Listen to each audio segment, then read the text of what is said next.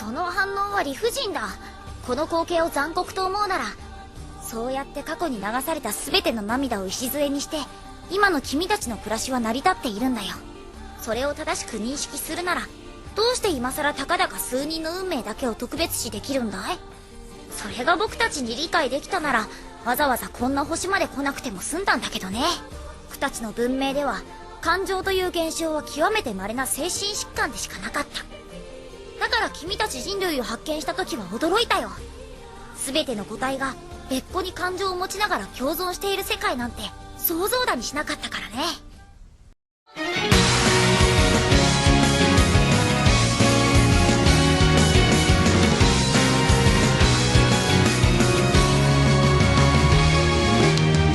Hello one and all, and welcome to MGA, Magical Girls Anonymous. This is a support group to help individuals who have gone through the hardships of being turned into magical girls and had their souls ripped out and turned into gems to get some of the help that they so desperately need. I would like everybody to go around the table and introduce themselves. To the magical girl from Florida, would you please introduce yourself? Hi, my name is Megan. My soul got eaten by an alligator once. Didn't hurt. Also, just so you know, Florida Man's just a magical boy. His magical power is meth. I can only imagine. How else would he survive that smoking that much bath salts? I don't know, man. He, pushed an entire hurricane wave through the power of memes.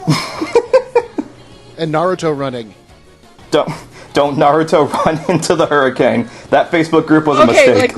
Real talk, there was at one point last year, one year during a hurricane, where the county that I live in had to make an actual advisory about not shooting guns into hurricanes because bullets would blow back and kill them. They had a whole, PowerPoint presentation and everything. We're gonna learn a lot from tonight, but let that be the first thing. Don't shoot the hurricane. Alright, to my, let's see, also I'd like to introduce our magical boy from Massachusetts. Could you please introduce yourself? My name's Amon. I fight townies mostly. No, not townies, college students. And sports fans. I mean, what is with those college students? They do D&D all night and then they crash at the Denny's at 3 a.m. when everyone should have gone to sleep. What's up with that? No, they drink White Claw and root for the Sox. You say this, but one of them got drunk and drowned near where I live, actually. They're getting up to much worse than that. See, they needed the Magical Girls Anonymous support group. Why? I want them to die. I fucking hate them. Go to hell. Coming in here, crowding up the tea. They fucking move in weekend. Screw 'em. We will discuss that later. And I will move on over to our magical boy buddy from Tennessee. I understand that you've also had some negative experience with White Claw in the past. Yeah. My name's Hardy. I sold my soul to Cube for a pizza and a 6-pack of beer. I have few regrets. Was it the good kind of pizza, at least? Oh yes, the pizza was delicious. But the beer was PBR, so... Did you... I'm a bias towards my own location because, let's just say that we're a little spoiled in what's called Beer City, USA. So whatever you sold your soul for, I don't think it was good enough. Yeah, I just realized that. Hardy, did you know it was PBR when you made the deal? Hey, I just said beer. I was not smart enough to actually select the brand. Monkey paw rules, ain't they great? Yeah. And I am the magical boy NoahClue, coming in from Michigan, where we basically sold our souls for... we were told that we were going to get 5 Great Lakes, but we didn't even get that. One of them had to go to Canada. So they completely took over the entire area where everybody was living too. So all we're left with are these long sandy beaches where I like to go to drown my sorrow. I mean, it could be worse. We could all be that magical boy from New Jersey who just wishes for the new game dub to go up on Crunchyroll, right? Am I right, guys? I'm gonna put it... all you people playing the home game, go ahead and take a shot for Dunks on Andrew in a Dub Talk episode. Alright. So you're probably wondering, what are you people talking about? This is Dub Talk, and it is. Welcome to the Dub Talk episode, where we have a very special episode. We are doing our very first Patreon request. Woo! Yes, because I think you too could be one of our patrons, and we would actually like to acknowledge those wonderful individuals who support our work here on this podcast. We have our $5 patrons. We have Crimson Echidna, Michelle Travis, and Nico Robin, but with Yowie hands. And extra special thanks to our $10 patrons, Brad Mitchell, Carly Lesticow, Jacob Wilson, Jared, Melissa Lenti, and Wee B, spelled W-E.B. So for this episode, we are indeed doing a special Patreon request where our $10 patrons, one of them got to pick the episode that we would cover, and Jared, our good buddy Jared, said that he had one Shaft anime from 2011 that he really wanted us to take a look at the dub for. Can anyone guess what that show was?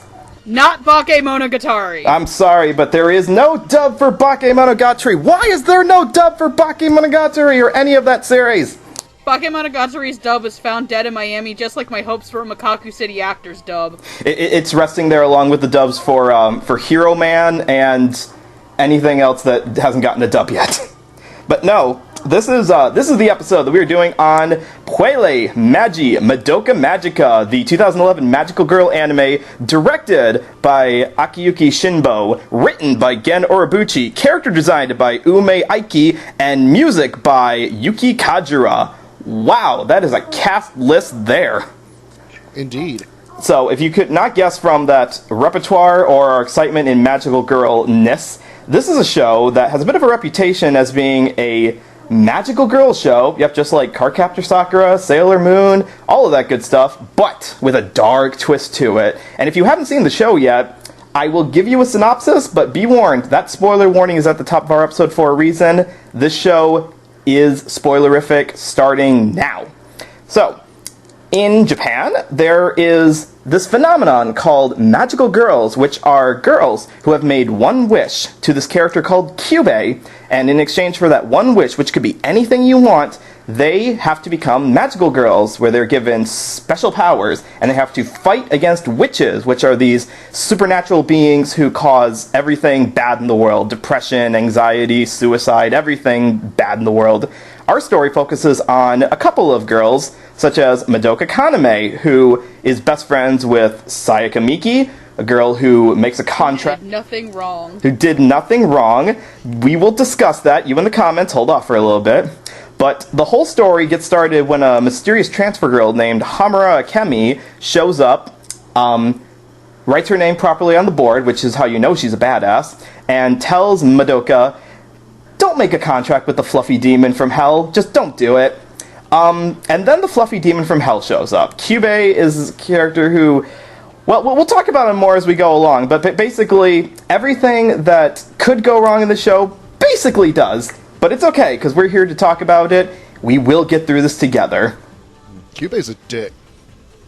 The worst. Remember, kids, being a Maguka is suffering. Well, I mean, there's got to be at least one character who got away scot-free, didn't they? Madoka's really. little brother, maybe? You mean the hoe? That's pretty much it. So, why are we, Truly, he was the real evil the entire time.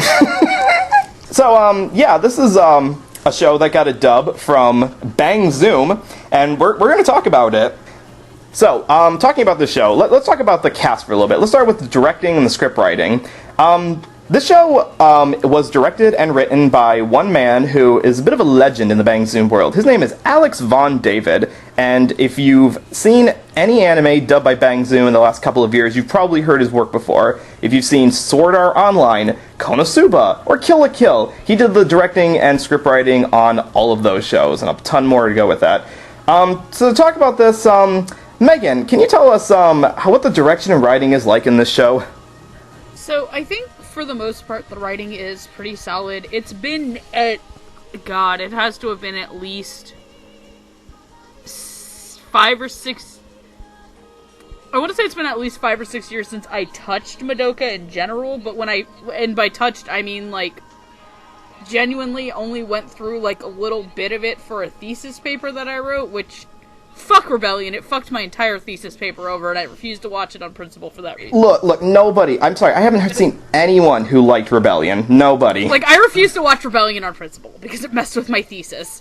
said thesis was on how Madoka Magica proves the theory of limited animation. If you know what that theory even is. So, but in terms of, like, Madoka proper, God, I think I watched it when it was airing. And that was when I was like, what, spring of 2011? Winter 2011? It was pretty early 2011. And there was a little bit of a delay because... Yeah, no, it was winter of 2011 because I vividly remember the last 2 episodes having to be delayed for the tsunami. That's right, yeah. So I was like a freshman in college when I wrote that, and that was like 8 years ago.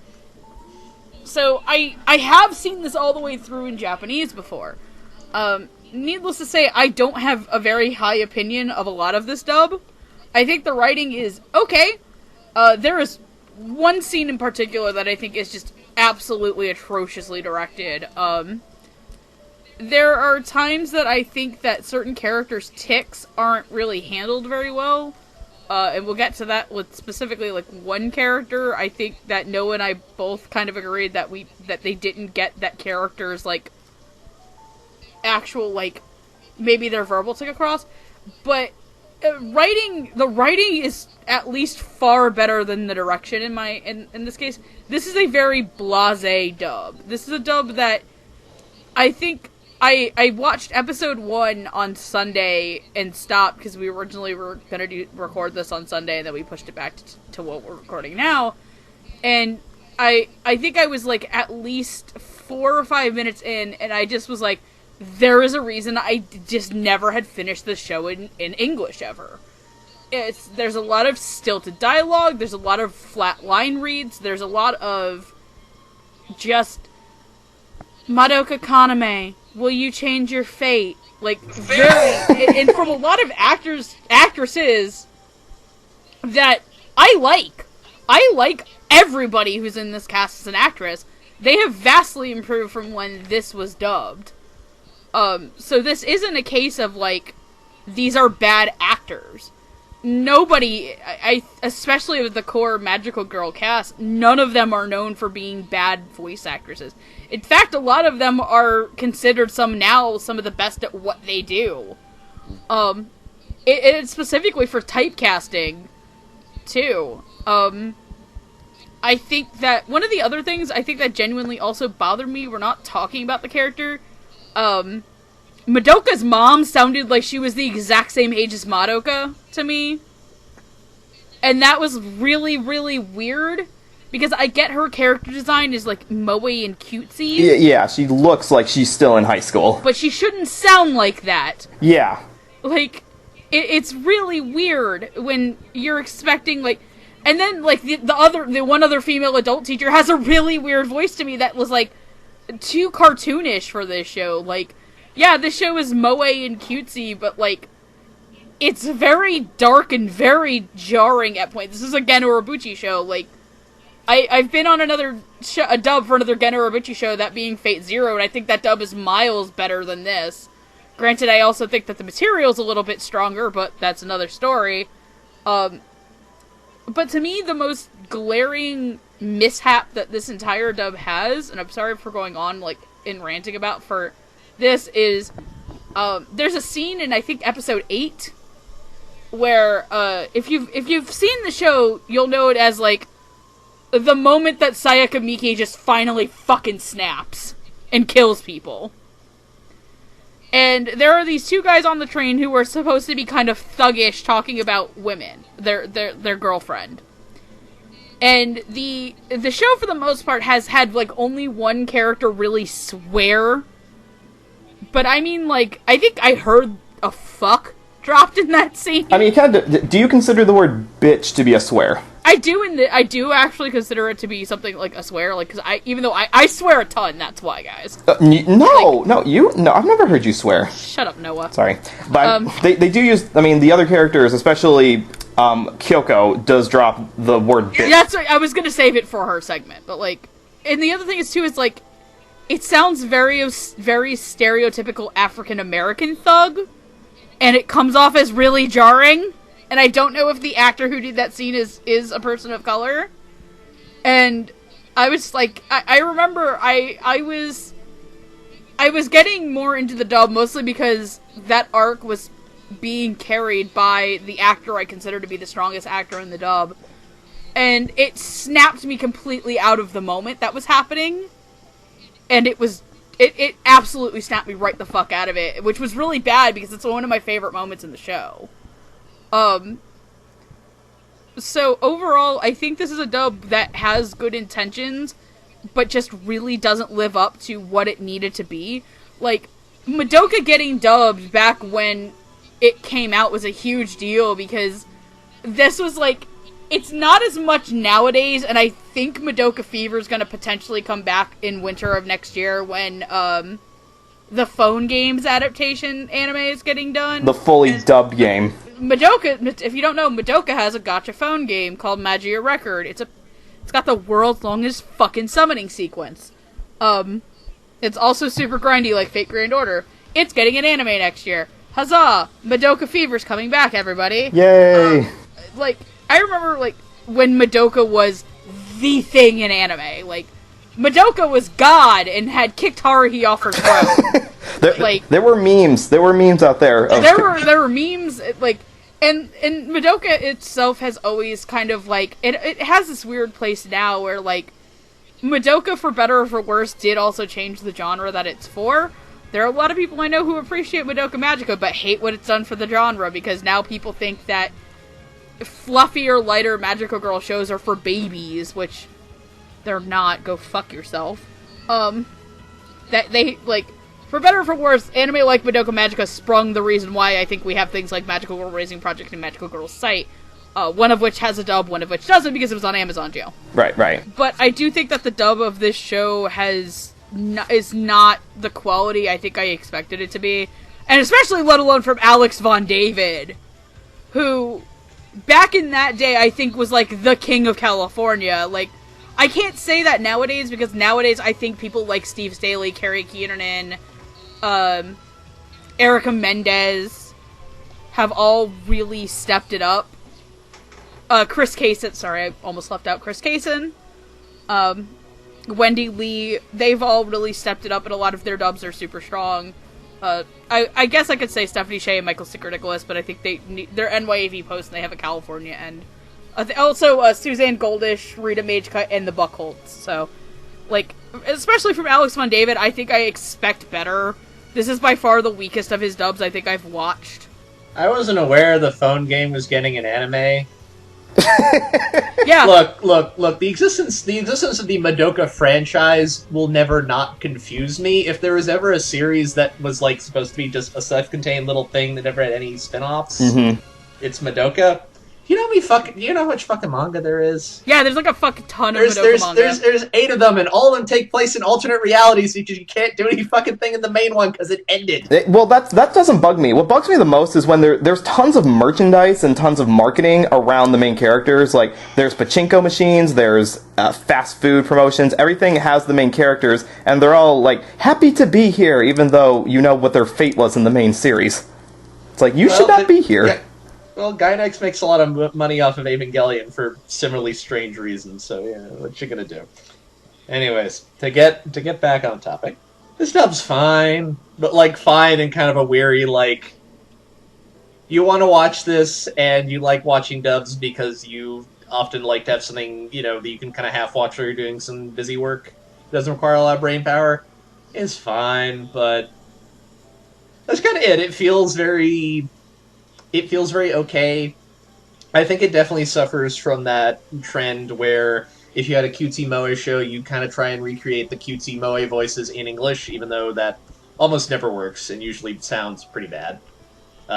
Which I think hits not everybody in this. I do think some people we'll get to later overcome that, but I think in particular Madoka and Homaru suffer. Madoka more so, I think, suffers a little bit from just sounding like. I don't think it helps that I was hearing it this time around, is able to recognize, oh, it's that actress talking in a higher register, and that's all I could ever hear whenever she was speaking. Mm-hmm. I think there's that. Frankly, given the talent behind this, it is sort of bewilderingly okay, to the point where I start wondering about questions I'll never have the answer for. I did some digging, and as far as I can tell, I think this was the second dub Aniplex of America actually commissioned for one of their shows. After Durarara, And this ends up lending questions like, all right, is this partial? Like, were they given a weird timeline to work on this? Is that part of why this seems so subpar for the talent behind it? I don't know. I don't have too much to add that Megan didn't already cover. It's just it's very like is fine. If you prefer dubs, if you like hearing things in English, is fine. But if you like have the option, I would also probably recommend watching it in the Japanese, because I think that's probably stronger in the end.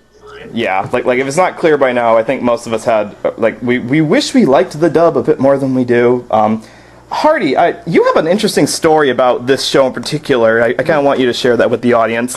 Oh, okay. How ironically, the guy who hates Aniplex of America the absolute most among us is the only one of us who has a physical copy of the limited editions. Yeah, and funny story, back in the day, I used to go onto a forum known as the Desu Des Brigade's forum called The Bucket. And I was, woohoo, Desu Des for life. Where I mean, all of us were. Amon, Megan, and myself, and you all were. We're all Bucketeers. Absolutely. Desu Des for life, man. Hey, welcome back to 2012, everyone. But you know me, I'm always the angry Aniplex guy who can't stand whatever they do and always rants and yada, yada, yada. It's on my Twitter profile. You can read it. But my friend Dorcas there, who is a huge Madoka fan, big time, he made me a wager. He says that if I could go for 1 year, or until he gets to visit Anime BluesCon, that if I could go for 1 year without saying anything negative about Aniplex of America, that he would give me a full set of the limited editions. And so for 1 year, I did not say anything negative about Aniplex of America. I know some of you might find that very hard to believe.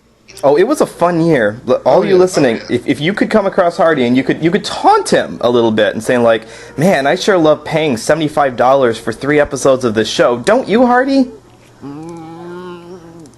Man, I just love snuggling up with my Kill la Kill low-resolution DVD sets that cost me half of my student loans. Don't you, Hardy?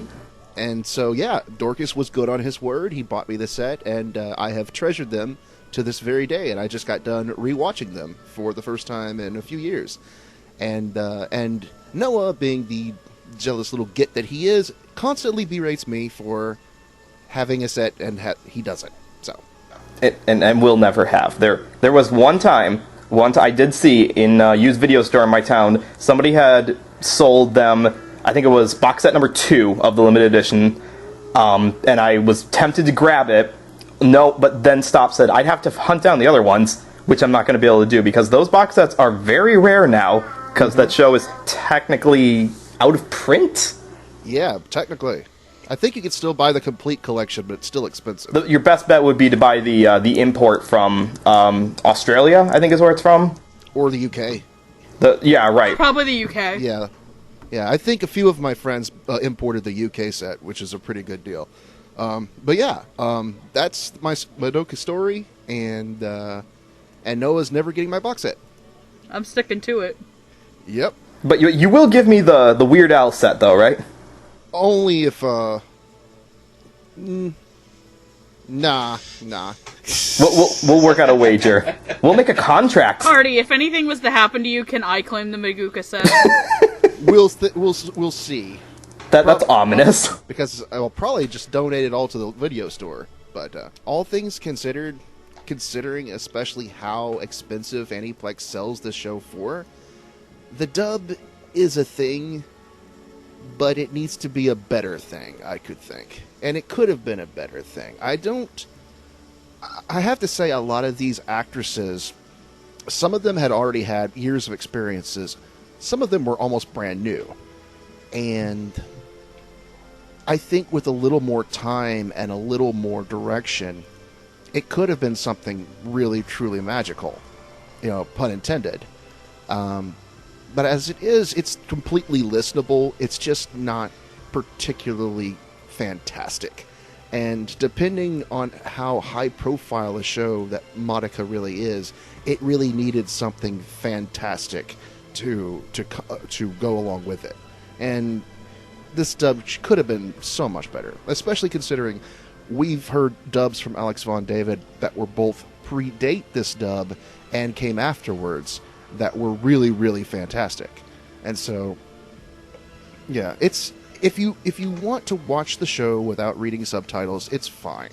You know, it's a perfectly listenable dub. It's just not it's just not that great.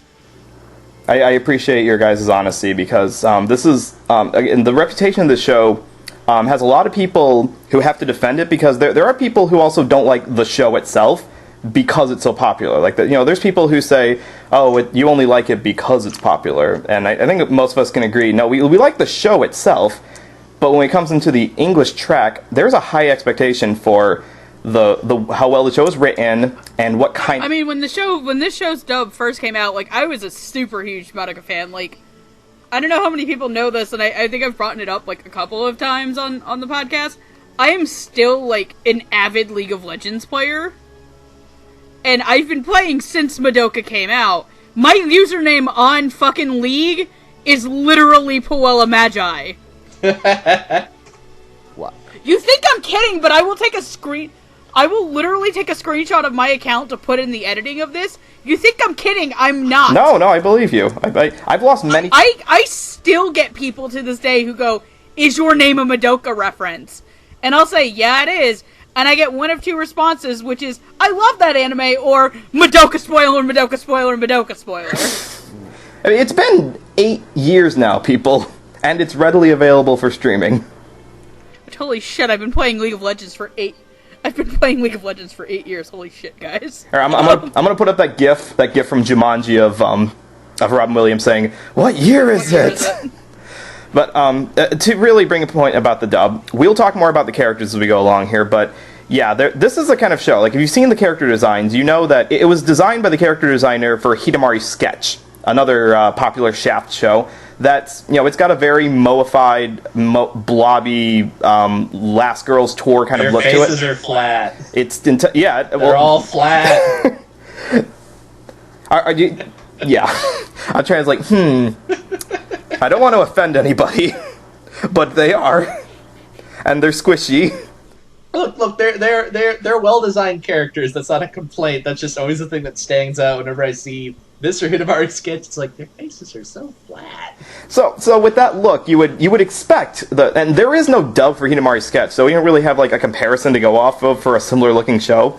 But the style of the show for the writing is very mature, because it tackles topics like nihilism, about self-sacrifice, about entropy, thermodynamics gets in there somewhere, and when the characters sound squeaky high up. I love thermodynamics. Madoka, the science girl. Anyways, this the way that it's directed, because it's a problem across the board. We've noticed it seems to be an issue with the direction. Rule of thumb for dubbing: if one character sounds bad, usually it's just a bad actor.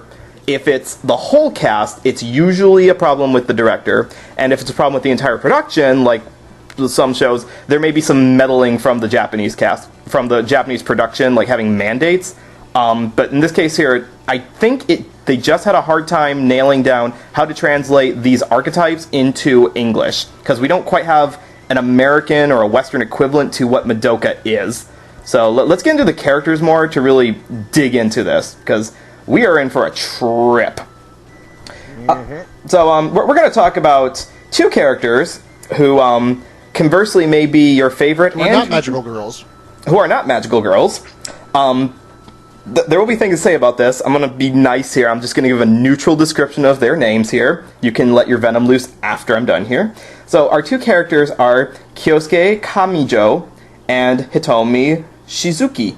The Kyosuke was a prodigy violin player who's also in middle school, and he is in the hospital because, through some accident, his hand is now so damaged that he can't play the violin anymore, and that is really, really depressing for him. And Hitomi is the best friend of our two main characters, Madoka and Sayaka, who has more of an effect on the show in the second half that we'll talk about when we talk about the actual acting for it. But the reason the two of them are grouped together is because they may or may not have kind of become an item by the end of the show. But we'll talk about that in a bit. Let's talk about the actresses. And yes, actresses. I can see the blackness enveloping Megan from here, and we're not even in the same room together. It's showing up over the horizon. Anyways, Kyosuke is voiced by Marianne Miller, who you have heard in, let's look at a couple other magical girl shows she's been in. She was Amanda O'Neill in Little Witch Academia, she's Yuno in Magical Girl Lyrical Nanaho, and she's Mitsuri in Fulikuli Alternative. And as for Hitomi, she is voiced by Shelby Lindley, who you've heard in K-On! As Sumugi, you've heard her in Squid Girl as Chizuru, and she's also in Magical Girl Lyrical Nanaho, that is a mouthful, as Hayate. Megan, I'm going to hold you back for just a bit here, because I want Amon to go first on this one. The musical stage is yours. They're solid. Like, weirdly enough, I think some of the supporting cast, possibly because they just have a little less heavy lifting to do, I think comes off as a little bit better. Let me see. Marianne Miller, I think Marianne Miller actually does Kyosuke pretty well. I got a lot of his sort of anger and pathos, especially when he's kind of complaining about, like, being stuck here and having been forcibly removed from, like, kind of the only thing, like, the big thing he really seems to enjoy in life. Actually, like, I thought she gave, like, a pretty strong performance in that regard. And I do like Shelby as Hitomi, as I'm sure we'll hear from Megan. Hitomi is like, I don't hate her as much just because, like, I appreciate Madoka in a little too much of an intellectual way to get really upset at any of these characters. Like, I'm a little too come from it.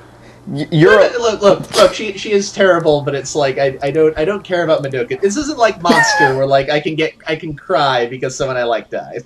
It's not that kind of show for me. Okay.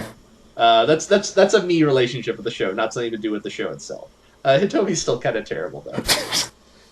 But in like a teenage girl terrible, where part of it's like she knows she's being selfish and she's trying to be as not awful about it as she can, but she's still 15 and she doesn't really know what that looks like. I mean, we needed a conflict to drive the darker parts of the show home, so I guess it's to be expected. Perhaps. I did think she gave a nice performance in that. I think especially when it, she's very cute in the beginning when she's just hanging out being friends, and then I think when you get to the scene where she, like, lays out, I like this boy you like, and I know you've been friends with him longer, so, like, I'm giving you a shot. You can take your shot. And, like, if you take your shot, I'm not going to say anything, I'm not going to cause a fuss. One day is not a shot. Look, again, she's 15, she doesn't know shit. She does not have the worldly maturity to know that. 13. That's a good point, but, like, still. I don't argue whether or not she does or doesn't understand what she's doing, because she's a rich girl. She goes to, like, tea serving classes. Like, she knows what's up with, like, how society works or how she's supposed to act in society. Do you really think that she was taught in those tea serving classes to steal your best friend's crush? I think there's something maybe in there about probably. Look, I don't think it's the point of the show, but I think there's a fair amount of the show that's kind of about, like, the bullshit expectations women have to put up with society, and I feel like maybe this is the way women are encouraged to, like, fight against each other in ways that are kind of nasty and unhealthy. I prefer the swords and spear method instead. I know, but look, they live in a weird fancy glass future. There aren't any swords and spears to be had. The entire setup of this town. I'm getting off topic. So about the performances themselves. Anyways, I like Shelby. I think when it gets down to that scene, I think she gives, like, a pretty solid performance. I do like these two, even if, and again, I think maybe they benefit from the fact that, like, they are smaller characters who don't show up as much and don't have to do as much heavy lifting, and so they get more time to kind of focus on where it counts. And, don't have to be spread out as much, I guess. Okay. Yeah. Hardy, similar thoughts? Boy, you could tell that this show was made in 2011 because there were still stores where you could buy CDs. I've been to Japan. They still have Tower Records. And listen to them. Like, not just buy them, but you could listen to samples of them. Right. Actually, yeah, that is super dated. The only other show I've seen that did that, and it probably came out the same year, I think, Angel Beats had a scene with that, too.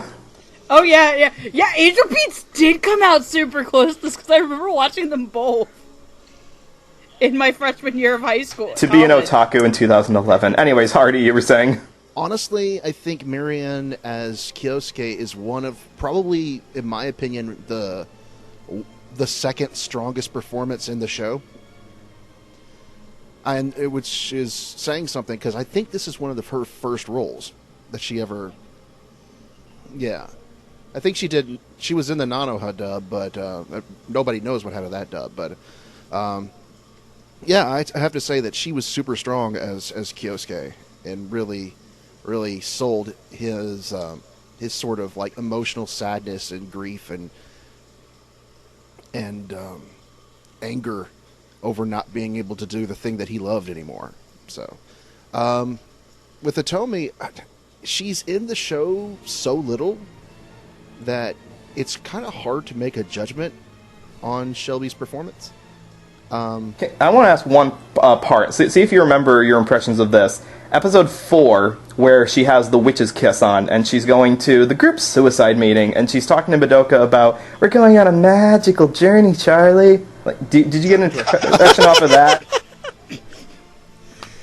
It's Candy Mountain! Candy Mountain! Mountain, Charlie! Shh! Ah, they took my frickin' kidney. Shh!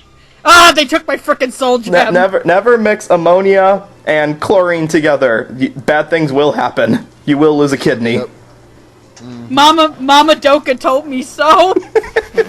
Ah, they took my frickin' soul gem. But anyways, yeah, I Probably think the unicorn Sayaka Miki 2011. I think because Hitomi doesn't really do all that much aside from steal boyfriends and get hypnotized, that I think Shelby does a suitable performance.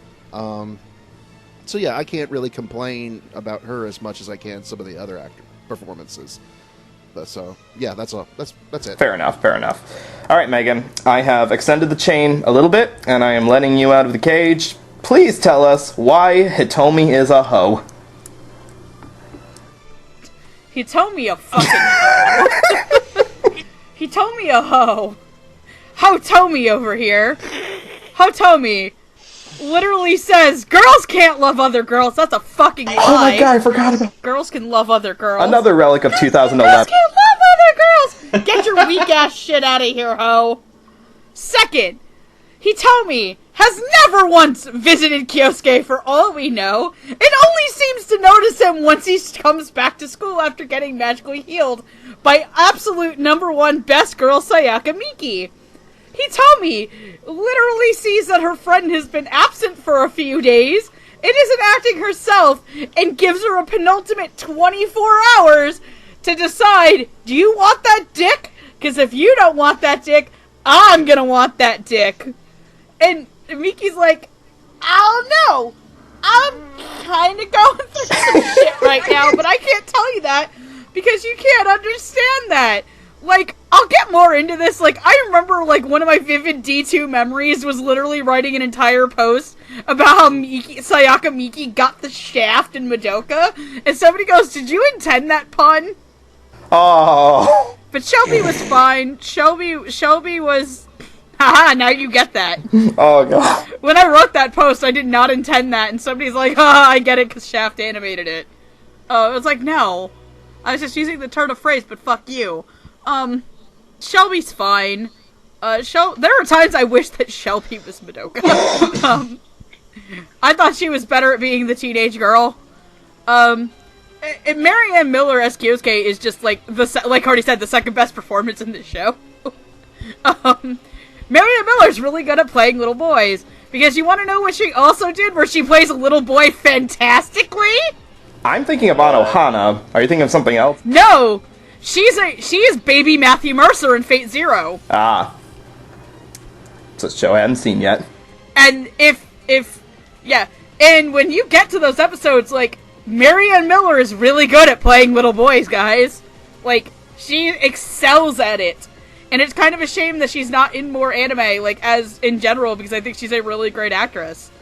And if this is, like, and again, when we're saying a character who barely shows up has more of an impact than a lot of the rest of the cast, that's saying something. Also, I'd like to point out that this kid has the world's most ineffective, like, atrocious CD player I've ever seen in my life. Like, that weird, like, half-open thing. No casing around it. Yeah, where, like, you can see the... Like, where's the fucking laser? This world was designed half by an Apple store and half by that guy who makes those guitars where it's just a body and a neck. There's no, like, accoutrements on it. It's just as minimal as possible. And they all look really weird as a consequence.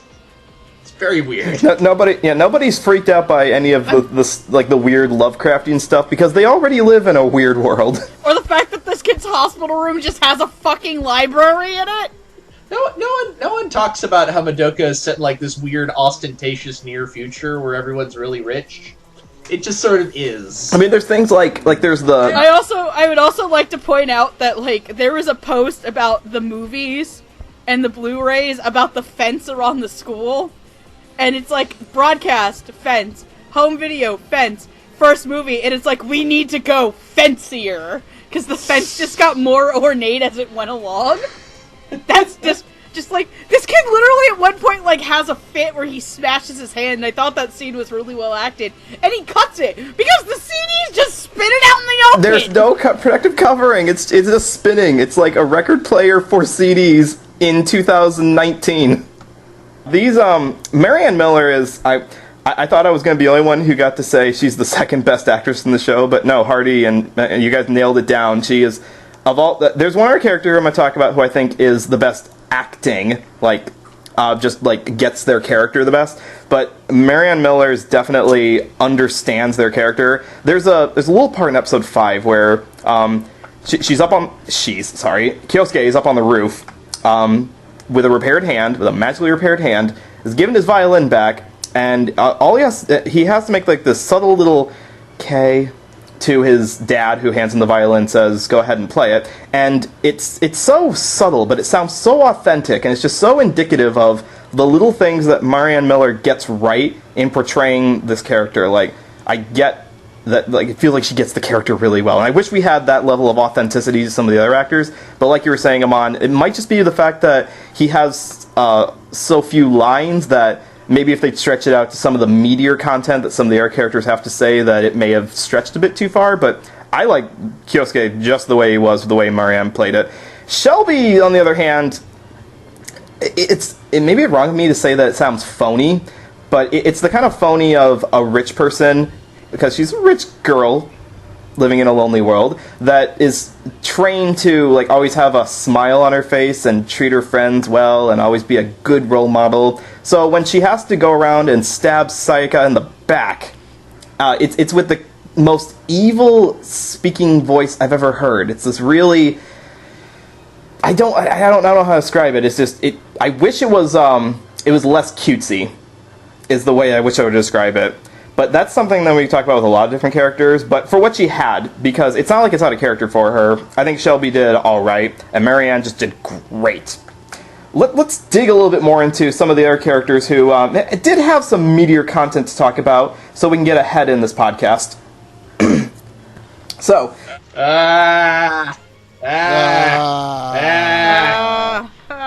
who let the sheep out? I have a pin of that witch. I liked wearing it on my jacket a lot. The cake witch? There's a pillow. There's like a hat of it somewhere. I swear to God. What's creepy, really creepy, is that in the movie, that witch is like a friend of Mami, and so because it's like very obviously. No, it's worse. That character is a standout character in that awful movie. It is. It's an absolute delight. It's terrible. That entire movie was like, But let's talk about the... I love the fact that, like, people just attached to that specific witch the most, and that's why I think that became the thing. Probably. I'm going to speculate it's because we don't get a good look at some of the other witches, because the way they're animated, you don't get a good look, like a feel for what they look like. So the one that... You get a good look at one other one. I mean, how do you pronounce it? Not Verpulgasnog. How do you pronounce it? Not Walpurgis Night. We'll get to it. Okay. So we got witches to talk about. We got magical girls to talk about. So, two characters we're going to talk about are the two of the magical girls, and like I said, they got magic powers, they fight witches, and boy do they bite it in the end in this show. First one we're going to talk about is Mami Tomoe, who is, her color scheme is yellow, just for people who wanted to know, and she fights using guns, and specifically she ties things up. Like, she uses a lot of ropes and ribbons to hold on to people, which is why she dies, because guns and bondage. That one witch couldn't be bound, but she didn't know that. If only there was a time traveler who could have told her not to do that. Oh well. And the other character we have talked about is we have Kyoko Sakura, who is the red-themed one who fights with a spear. It's got a really long chain to it, and has a really tragic backstory about why cults are probably not a good thing to encourage. Let's talk about the actresses for these, shall we? Mami is voiced by Kari Karanen, who you've heard as Gila in Seven Deadly Sins, Maya in Fate Zero, and this one's for you, Megan. You can murder me if I pronounce it incorrectly. Ichiyo in Bungo Stray Dogs? Ichiyo, yeah. She's my favorite. She's literally just Megan. Okay. That character can literally just be described as Megan. So, Mami plays Megan in the Bungo Stray Dogs franchise. So, and, ask Hardy. Ask Hardy how accurate of a statement that is. It's pretty accurate. I gotta watch the show. I will one day. It's on the list of shows that Megan recommended, and so I will watch them. It's up there with Sarah for the End. It's Megan with an assault rifle. Honestly, yeah. I just got shivers up my spine, Hardy. Hardy's dying. Amon's just dying. So, as for... Amon's just dying in the background. Speaking of dying in the background, Kyoko is voiced by Laren Landa, who you've heard as Mio in Testament of Sister New Devil, Sailor Neptune in the Sailor Moon franchise, and Kyoko in another Kyoko from March Comes In Like a Lion, world's best stepsister ever. Also done by Studio Shaft. Yeah, it is. I always forget that. Like, it doesn't feel like a Shaft show, but it is. So, as for this, Hardy, Mami, Kyoko, good, bad, what do you think? This is where things start getting depressing. At least in Mami's case. She sounds too old. I think Kari Karanen is a good actress, but I do not think she was the right pick for this particular character, because it's not that she sounds bad, she does not sound at all like a 14-year-old girl. Period.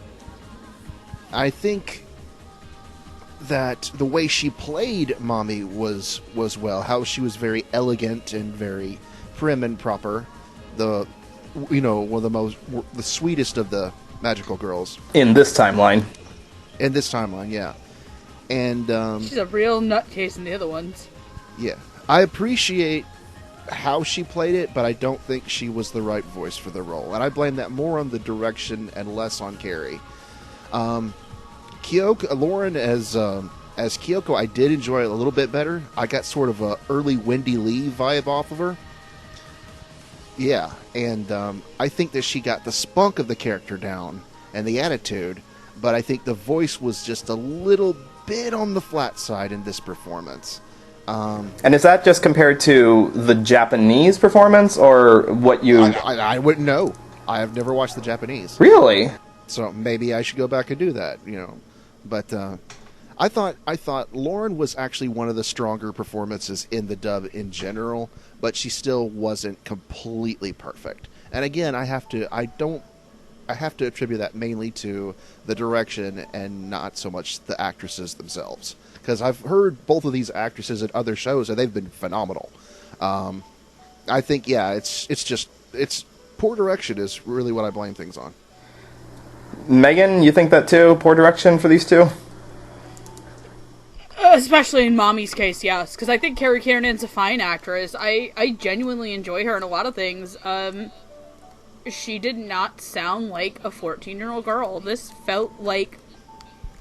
It felt a lot like the nicer portions of her Satsuki performance from Kill la Kill, which is another Alex Von David dub, where she's phenomenal as Satsuki Kiryuin, who is older, portrayed older, and And look, Mami does not look like... Mami is a very buxom 14-year-old. I'm not gonna lie.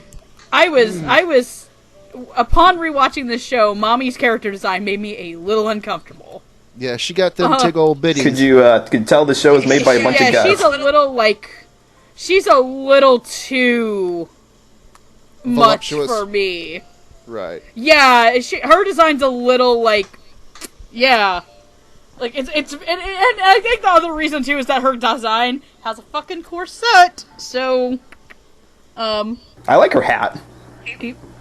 I fucking love her design though. Like, the one thing I would say this, I think her body proportions are a little out there for me, but I love every magical girl character design in this show. Like, I fucking love the design of this show, especially the witches' labyrinths and shit. Top notch shit. But I think that, like Hardy said, Kara Kiernan has the tone down. The one other complaint I would have is that when she says some of her attack names, Tiro Finale, she does. It's very flat. I have to agree. Yeah. It is very flat. That's one of the things I vividly remember from the Japanese, and you can even hear how I said it. Mami Seiyu was very enthusiastic about saying Tiro Finale, loudly. And guess what? Kari Kiernan can do that. I play League of Legends. She's Lux. She yells Final Spark very, very enthusiastically. Hell, League of Legends has a magical girl line where Kari Kiernan is the leader. I'm getting the sense of missed opportunities from this episode. Is what I'm getting. Oh, it's gonna get even funnier when I get down the line a little bit to other people who are in that game who are magical girls. Everyone's homework is to go play League of Legends after this episode. Don't play League of Legends. Don't do that to yourself. Don't play League of Legends unless you hate yourself. I've lost many friends. Megan. I've lost many friends to League of Legends. May they rest in peace. I'm still here. Sometimes I can hear Megan's voice from the distance. Shut the fuck up, Brother Bear. But anyways. Just there were times where she was just a little too flat, that she was just even when she has her moment in episode 3 where she's kind of crying, I felt like it wasn't punched up enough. Where she's this is the happiest I've ever felt, and I'm I don't feel that. I think that she got the sweeter, quieter aspects of Mami down, but I don't think she got the punched up parts of it. And then Lauren Landa, I think, is the third strongest performance in the dub. So, but the only thing I have an issue with is that, from what the show eventually makes you understand about Kyoko, is that she is an escape from Catholicism character, where her whole backstory is her dad. They overtly say he's Catholic, so don't even. I mean, stained glass windows and the build of the church. He's overtly Catholic. He went against what the church was teaching to make his own teachings. They all left. She became a magical girl so that they wouldn't starve anymore, and he would have all these people. He finds out, he brands her a witch, kills her sister and her mom, and then kills himself. So. But from what I understand, she has a more formal way of speaking, I think, in the Japanese at some points, but she also does have a little bit of a twinge in her voice where she kind of speaks and that type of way. I think that Lauren's thing isn't that she can't balance it and that she is a little flat sometimes. It's that she sometimes sounds like she's a snotty rich girl. Are you talking about, can you point to a specific line? That's I had messaged you. I think I had messaged you when I was watching it, and I was do you think that she doesn't fit the character because she sounds like a snotty Ojo-sama? And he was like, no, I didn't get that. And that's specifically, when she's first looking at Sayaka, when Sayaka becomes a magical girl, she's like, oh, so this is the new rookie in town. Oh, you mean where she uses her magic to steal the binoculars and turns them to magical girl binoculars. Yeah, she steals. My favorite thing is that she steals food as a magical girl. I can get behind that. And I think that these are serviceable performances. I do, and that's the weirdest thing to say because I adore both of these voice actresses. I literally gave Lauren Landa my best actress in a W, like, in a drama last year. So, like, I don't think badly of these two at all. Like, I just think that these two performances could have been better. And also, frankly speaking, Lauren Landa can do, like, creepy, dramatic, like, younger girl voices. A lot of us here have seen Noragami's dub, right? Mm-hmm. Mm. One day. Yeah? Yeah, I've seen Where it. she's Nora. Yeah. Right. Yeah, so right. Hardy knows that she can do, like, creepy little girl, because she does Nora, and her Nora performance is phenomenal, so. I couldn't help but laugh when you said she sounded kind of like a snooty Ojo-sama, because she literally plays Karen Kanzuki in Street Fighter. Oh. And she could do the Ojo-sama laugh. You know who else she plays as a snooty Ojo-sama? Because I don't know if Hardy, have you at least seen Unlimited Blade Works? No. Okay, if you've never seen Unlimited Blade Works, there at the very end, there's like a flash forward to the future where Bryce and Mila go to England. And at one point, Mila Lee wrestles this, like, blonde Scandinavian woman. That is Lauren Landa's character. Nice. She's also a huge character in Case Files. So Aniplex, please dub Case Files. I need Patrick Seitz and Lauren Landa on a mystery adventure because Dog the Bounty Hunter comes back in that show. The big bad dog? Noah, just Google the character Kairi Shishigo after this, and you will understand what I mean. I promise I will do that. Amon, what's your thoughts? I That's not a very good sign. I don't have a lot to add. Like, I think Carrie's very good at capturing Mommy's sweet side and maybe not the more frantic parts of her personality. Like, I think Laura does give, like, a pretty, on average, good performance, not without flaws, but I think she benefits that, like, as a character, Kyoko kind of gets to have the most fun vocally, and I think you see that. Oddly enough, I think both of these are, for context, I, having not seen it, decided to watch the third Madoka movie just out of curiosity, even though it's supposed to be a mess. No. No. But what's terrible is that I actually think the dub performances are probably a little stronger in that movie. Like, everyone sounds a little better, which is unfortunate. I mean, yeah, they've gone through a whole series and the recap movies at that point, so they've got a chance to improve on their performances. It's sad. So instead, in lieu of talking more about them, I'm gonna relate my favorite terrible thing about Mami, which is when the recap movies were coming out in Japan. For some of the premieres, they had like special tickets printed up with like characters on them. I remember. I saw those. One of them has Mami on it. As you might know, tickets usually have a stub portion you're supposed to tear off. No. Would you like to guess what the tear line is? No. On the one with Mami on Her it? head! Yep. Her neck. Right across the neck. There was an entire... If you're brand new to the show, welcome to the fandom. Mami's entire reputation in the franchise is that her head gets chopped off by a witch. Just The big twist of this show is at the end of episode 3, one of the lead characters gets violently murdered out of nowhere. And that's where everything goes. And then eaten. That's right, she gets eaten afterwards. I love the way that's animated too, because like she gets strung up in the air and her head gets bitten off. So you see the headless body falling to the ground, and it's like, this is as close as we can get to gore in a TV broadcast. I'm trying to see if they sell, like, a hat of that Charlotte plush. They must, don't they? It's so adorable. I want one. But I think Carrie and Lauren, while not giving perfect performances, like I generally enjoy them. They're not perfect. Their performances make me wonder if maybe this was dubbed on like a weird time limit, because I feel like these are actors who even at the time were capable of stronger, with a director who's capable of stronger, and like I'm never gonna find an answer to this question. I like to imagine about it. What could have gone wrong? Why is that? Why isn't this stronger? I wish I could give you an answer. Yeah, I know, me too. I mean, there's probably some interviews out there somewhere, like in the deep realms of dark internet, that has that answer. But we'll try to find that later. If you find Alex Von David at a con and buy him a beer, he'll let you know what's up. I'll do just that. And it'll be White Claw. Why is the Sayaka plushie $50? No. Because they know you'll pay it. I just want a giant Sayaka Nesobiri.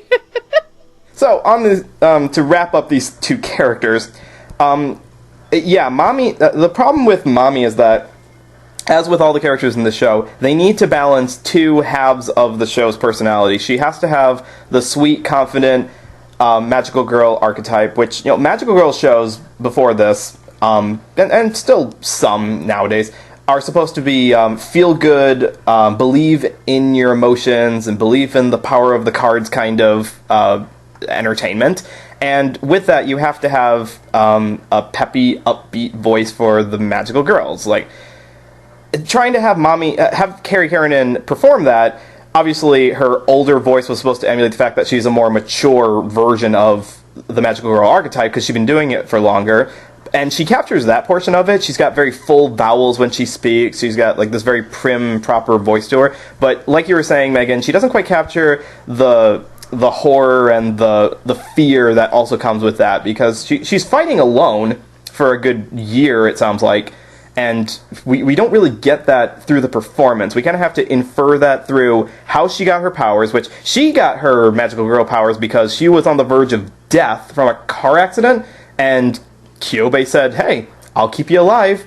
Want to be a magical girl?" And she's like, "Well, don't really have a choice here," so that's how she got that. So she didn't even get the chance to wish for anything awesome. Like, she didn't get a cool sports car out of this or anything. But for the parts that Carrie had that were more uplifting, I guess she did well. It was just the fear parts of it that were kind of missing. Lauren is an interesting case, because I do like her performance. She seems to understand the two halves of her character from the beginning pretty well, because at the beginning, Kyoko was presented as, cool and confident and kind of a bitch to begin with, because she comes in guns blazing as an antagonistic character. But Lauren doesn't start out playing her antagonistically. She starts out playing her very kind of not as manic as the Japanese did. And another thing that's missing is that the Japanese seiyuu said that she portrayed Kyoko with an older speaking style. Like, she was supposed to emulate the way that older people would speak in Japan to kind of reflect her religious upbringing. And I don't know if the American staff was aware of that fact, but Lauren doesn't give her that. But she compensates for that by having a very confident portrayal of her. And you can tell that Kyoko is super powered, because she can carry an entire conversation while playing DDR. If you've ever played DDR on hard mode, you know that is impossible to do. DDR that plays like an electro remix of the opening, by the way. Which is amazing. I've died. I've nearly died trying to play DDR on just random mode before. Normal mode. I can't hold a conversation while doing that. And also, for I am a little concerned that Kyoko may be hypoglycemic because she's always eating, but I mean, that's just kind of, I think it's just supposed to be like an interesting little quirk that they gave her to reflect her food chain view of the world, which she goes into great lengths to describe. And Lauren speaks that dialogue, that exposition about how important it is that we eat the witches believably enough. She sounds like she believes what she's saying. So, for these two, there's good direction in there somewhere. Some of it just doesn't quite get both halves of the world that they inhibit. Also, by the way, I don't think it's that she does it because the whole, food chain thing. She eats all the time because she was literally starving at one point and couldn't afford to eat at all. Because one of the things is that, one of the really big moments that kind of establishes, I think, the type of character that Kyoko really is that she offers Sayaka an apple, and Sayaka rejects it, and she yells at her for throwing out food. And when you learn that she's been homeless and hungry before, throwing out food's kind of a big no-no. Yeah, I get that. We don't quite understand why that is for a couple of episodes. What was I going with this? You were segueing, yeah. I was segueing. All right, let me get on my segue. So, moving on to two more magical girls, because, oh yes, this is not a show with just a couple. There's a show with a whole bunch of magical girls. Let's talk about Megan's favorite character, Sayaka Miki. Sayaka is the... Sayaka Miki got jobbed. She was, well, we'll talk about jobs in quite a bit when we get to the next segment. Sayaka is coded blue. She's got a musical theme to her fighting style. She uses swords, and the reason that her fighting style uses music is because her wish to become a magical girl was to heal Kyosuke, the violin player's arm, because she likes him. It's a very noble thing to do. Doesn't quite get her the boy at the end of the show, but she's admirable and she's very fight for justice style, which I'm sure will not come back to have negative repercussions later at all. Speaking of not having negative repercussions, we're also going to talk about Hamara Chemi, who is arguably the actual star of the show, even though her name's not on the title, because she is the entire reason why the show is as screwed up as it is, because she is a time-traveling magical girl. This is like her 5th time. When we start the show in episode 1, we're on like the 5th time loop that she's tried to do this whole thing and prevent everything bad from happening. As you can probably guess from the fact she's done it 5 times, she's not really good at it, but we'll get more into that. The characters are portrayed by actresses. For Sayaka, we have Sarah Ann Williams. You've heard her before. Recently, if you've been watching Kakagurui, she played Midori. If you've watched the new Viz dub of Sailor Moon, she played Sailor Star Healer. And if you've watched Sword Art Online, she is Lisbeth. Now, as for... The best part of Sword Art's dub, Lisbeth. I can't agree or disagree, because I've only watched that show in sub. I haven't watched it in dub yet, because I don't have Toonami.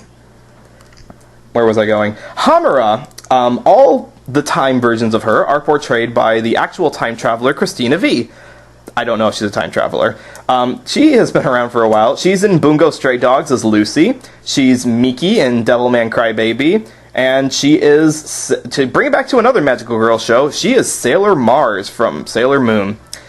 How do I go about this? Megan, I know that Sayaka, you were going through this whole rewatch process telling us about how much you like Sayaka. You want to tell us why that... Sayaka's the best fucking character. Like, this should have been Puella Magi Sayaka Magica. Sayaka should have been the lead. Megan, don't give them ideas for more spin-offs. We've got enough as it is. No, you shut your mouth. You give Sayaka her spin-off where she gets with Kyosuke and rides into the sunset, walking Megan, over to Tomi's corpse. Megan, my store can only order and then liquidate after no one buys it so many Madoka spin-offs. Please stop. Whoever said it was going to be in manga format, I want it animated. I want it animated because, let's face it, Sarah Williams carried this dub on her back. She is by far the best actress in this dub. She never feels flat. She feels like a 14-year-old tomboyish girl. Like, she nails Sayaka to the point, and she nails Sayaka going bananas. Like, one of my favorite little moments with Sayaka is when she's with Kyosuke listening to music, and she's just trying to cheer him up.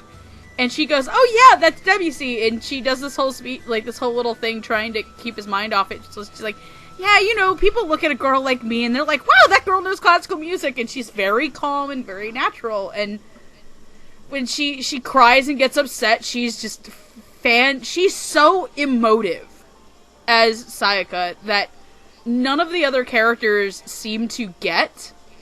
And when she finally turns into, like, my other favorite witch design in the entire show, which is Octavia.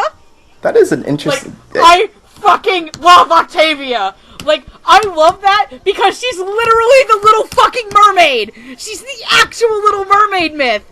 Where she sold her soul and her power to get with the boy, but the boy goes with the other girl, so she dies! I'm kind of surprised that Disney didn't decide to put that in their version. I can't imagine why. Maybe they'll put that in the live-action remake. No Will Smith genie. But Will Smith as Cube. A friend like me. You joke, but there is actually an AMV out there set to Robin Williams, A Friend Like Me to Madoka. No. I've said no so many times. I will hunt that down too. I'm writing a list. Fine, I'm writing a list down of all the things I need to look up when we're done. I will try to find where it is and clip it out for you, just for you. No, she is phenomenal as Sayaka. Like, she was the one actress in the dub. I never had an issue with her performance. It never felt flat. It never felt out of place. I think her descent into madness was fantastic, where she's like, I'm so stupid. I was so stupid. It felt so genuine and so raw. And then there's Hamara. Oh boy. Be nice. She went through a lot. By far, I think Hamara is also a selfish bitch character. I think Hamara is an awful person. And I think Christina V is probably one of the worst parts of this dub. Which is a shock. Because, like, I like most things Christina V does. Like, I adored her in Devilman Crybaby last year. I adore her as Lucy in Bungo. This just felt... This was bad. This was a complete failure on the director's part to direct this character. There are... I literally said it in the director part. Madoka Kaname, whatever you do, don't go near that thing. Her line reads are flat as fuck at points. Like, they're so flat. They're so flat, the flat earthers are coming for it. Oh, stop. That is vicious. She's gonna have to go back another time to resurrect from that burn. Jesus Christ. I mean, like, it gets a little bit better towards the end, but she did not... It wasn't good. It wasn't what I expected. It was a genuine, like, reminder of why when I first tried to watch this dub, I didn't like it. Also, the way that she pronounces names in this dub is very, like, it feels like she is enunciating every syllable in the name. Like, Madoka Kaname. Like, that's how she says the names. I think you can all agree with me. Yeah, she says, you should give up on Sayaka Miki. Like, yeah, very overly emphasized. You should give up on, like, yeah, it does. It's not like, you should give up on Sayaka Miki. Like, there is something that I think, a disconnect between what was written, what needed to be directed, and how the character act. It was a complete failure. And I do think this is another thing that is on the director. Alex Von David knows better. Like, I get it. Up until, like, episode, like, 10, Hamara doesn't really have emotions. But you know what? You also helped kind of to direct Alex Von David with a character who is very similar to that. Haruhi Suzumiya. Oh, you're talking about Nagato? Yuki Nagato. Yeah, like, you've directed a character that is supposed to be quote-unquote emotionless, or distant, or cut off. Alex Von David, at that point in time, knew better. Like, it's also a surprise to me that they didn't just get, Michelle Ruff? to come do Hamara. Like, I think that would have been a really good casting, actually. Like, again, I think that Christina V is a great actress. I really do. Like, I genuinely like a lot of things that Christina V is in, whether it be anime or, like, video games. Like, I'm sure if I play River City Girls, I'm gonna love Christina V in it. I'm trying to look at other things on my shelf that she's in that I own. Like, I'm trying to think of other... Like, I don't watch Sailor Moon, guys. Like, I have Katsugeki Token Rambu. She's probably really good in that as a boy character. So, I want to take the floor on this one, then.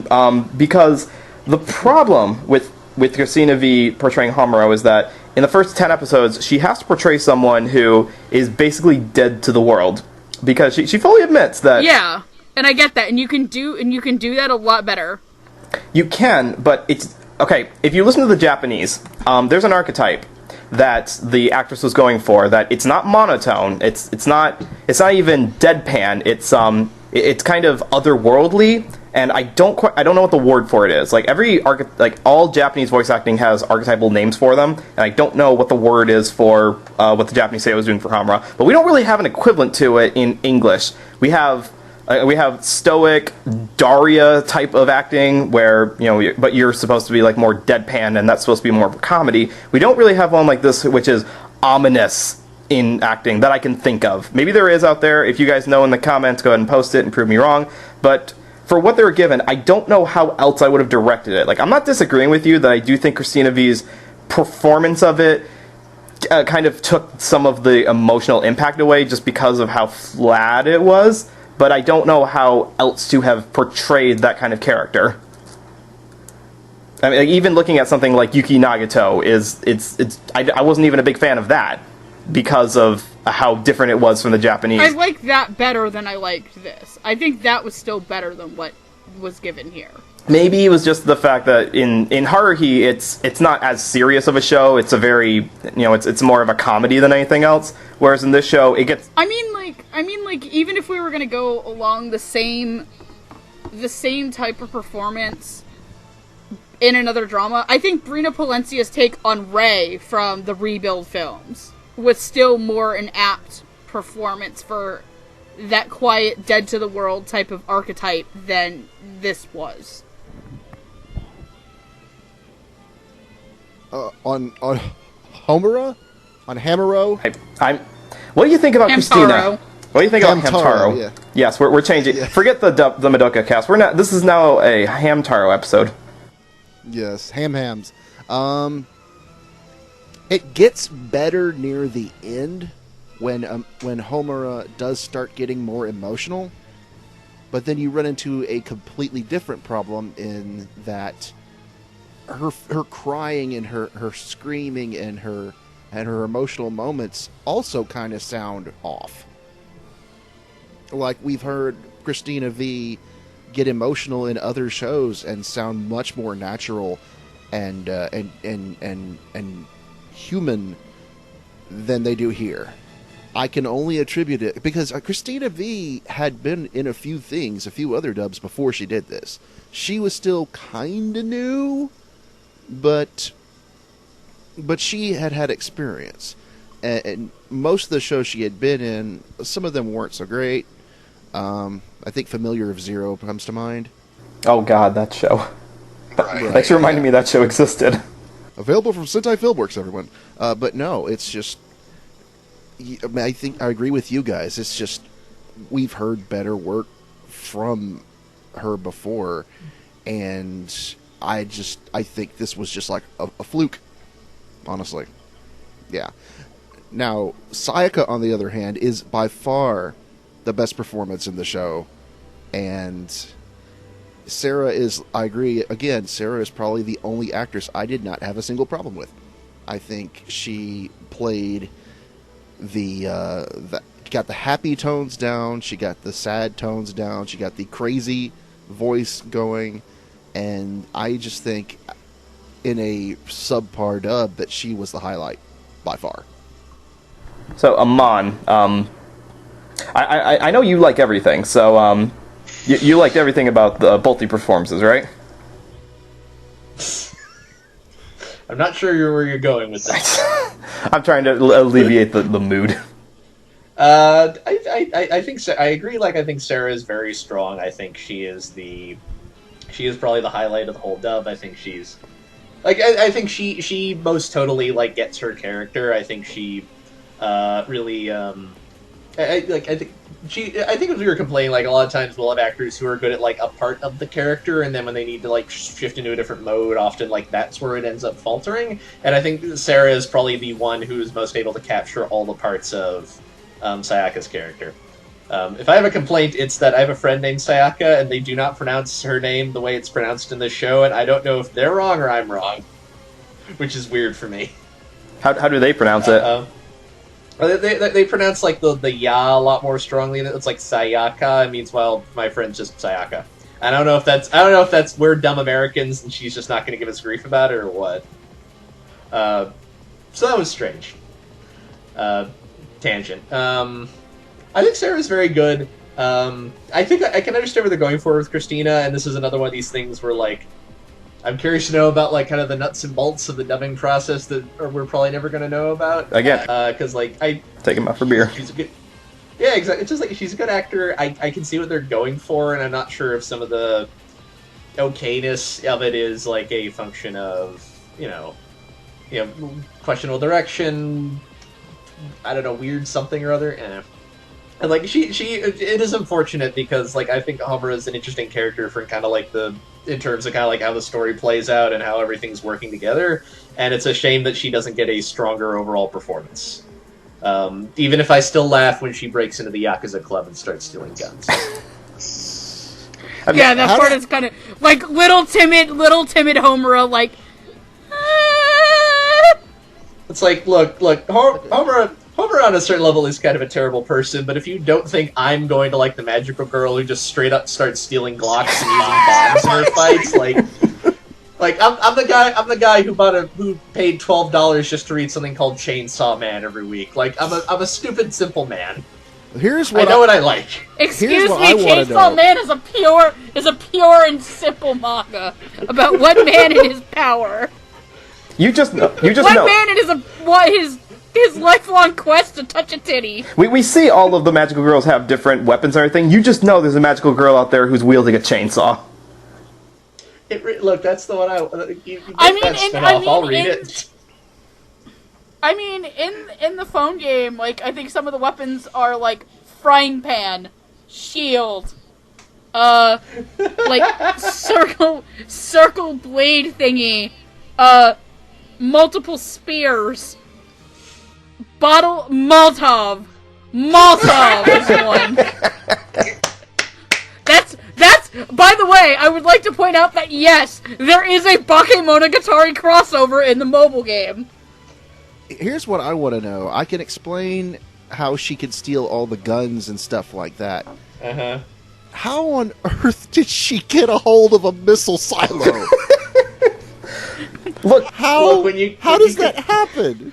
When you Hammer Space. One trip to Okinawa later. No luck. One trip to Okinawa later. Exactly. Here's the thing. We'll be right back. Once you know how to break into the missile place the first time, every other one's a cakewalk.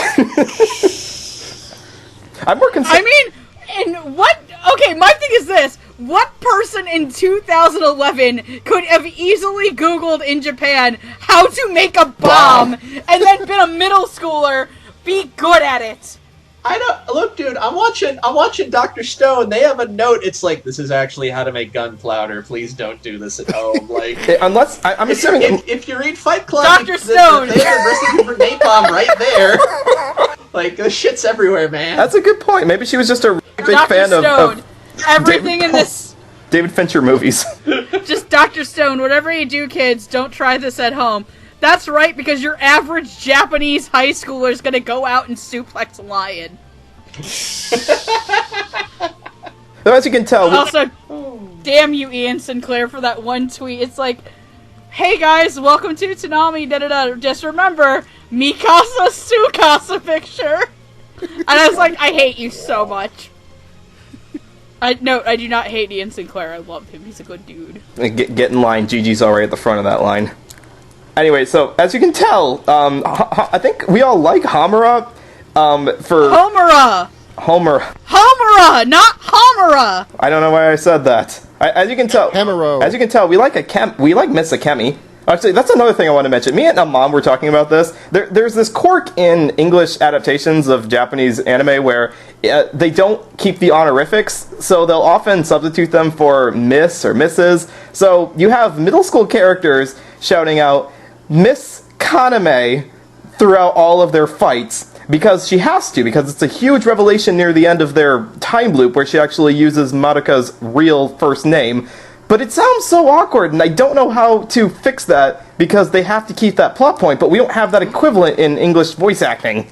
That's actually a thing, I think, in, like... there's actually a really good part in our good buddy Cartoon Cyphers, like, their channel where they did, like, a whole video on, like, censorship and dubs, where, like, Marissa Lenti actually talks about that for Bloomin' to You. Yep.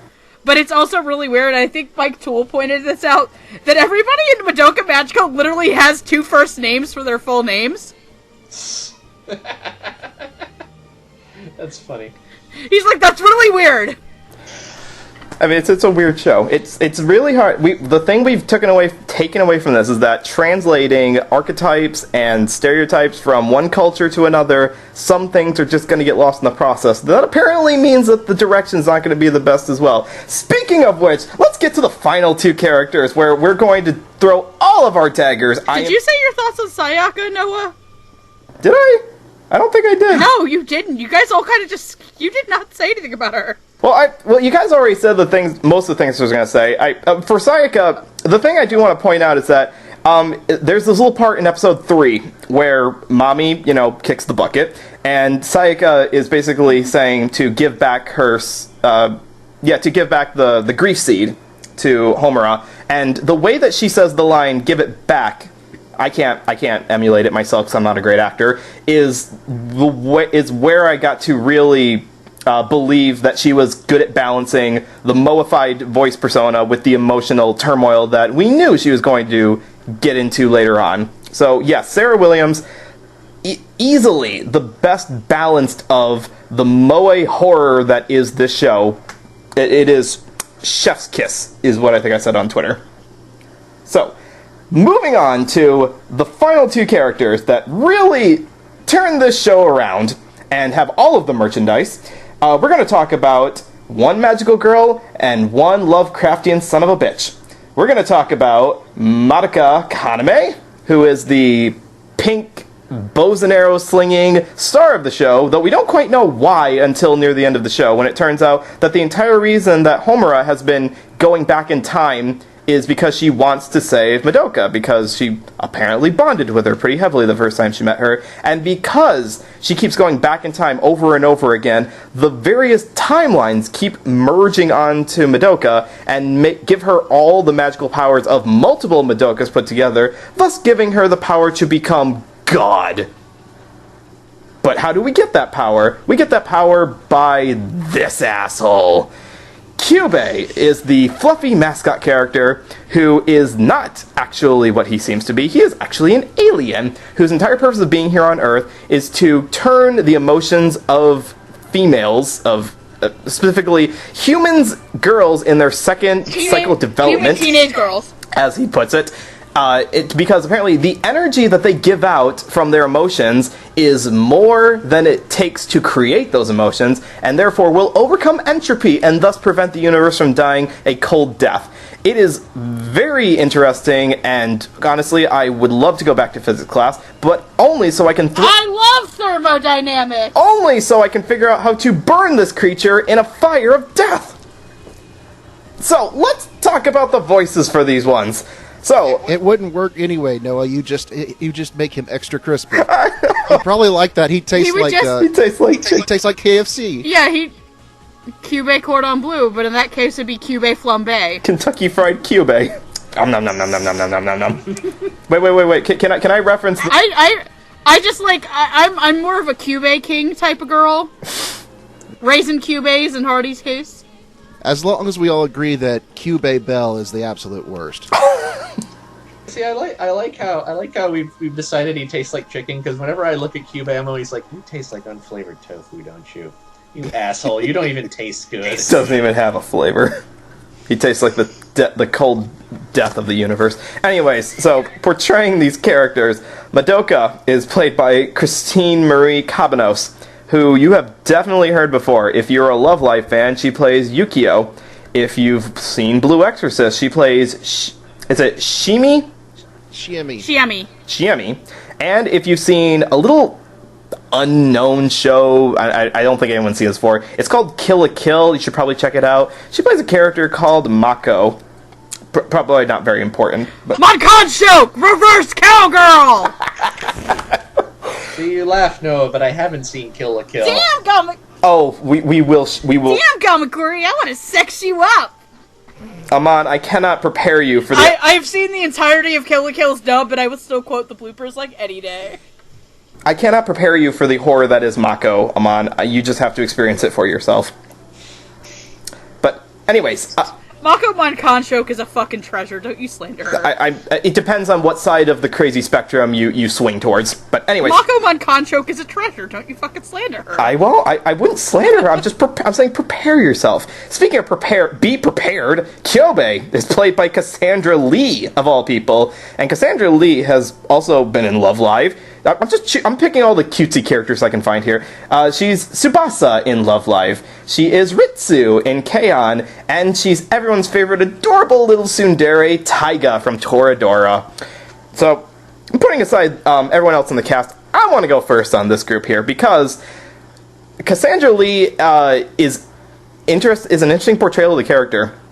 So in the Japanese, Kyobei is also played by a female voice actress, but he's identified as a guy, so it's supposed to be an androgynous voice, which Cassandra kind of does. I suppose the best way to describe it, it's very childlike is the way that Cassandra portrays it. He spouts about how much he wants the characters to become magical girls, or how he can make their dreams come true, and then when things start to go wrong, starts to really emphasize how much he doesn't understand human emotions, and Cassandra is still chipper about it, and that's what's scary about it, because when you have a character who is talking about things like how you slaughter your livestock, or all the magical girls that died before you advancing the world, and how you would probably still be living in caves if it wasn't for magical girls, while using her cutesy voice, is really, really disturbing, and that's exactly what this character needed.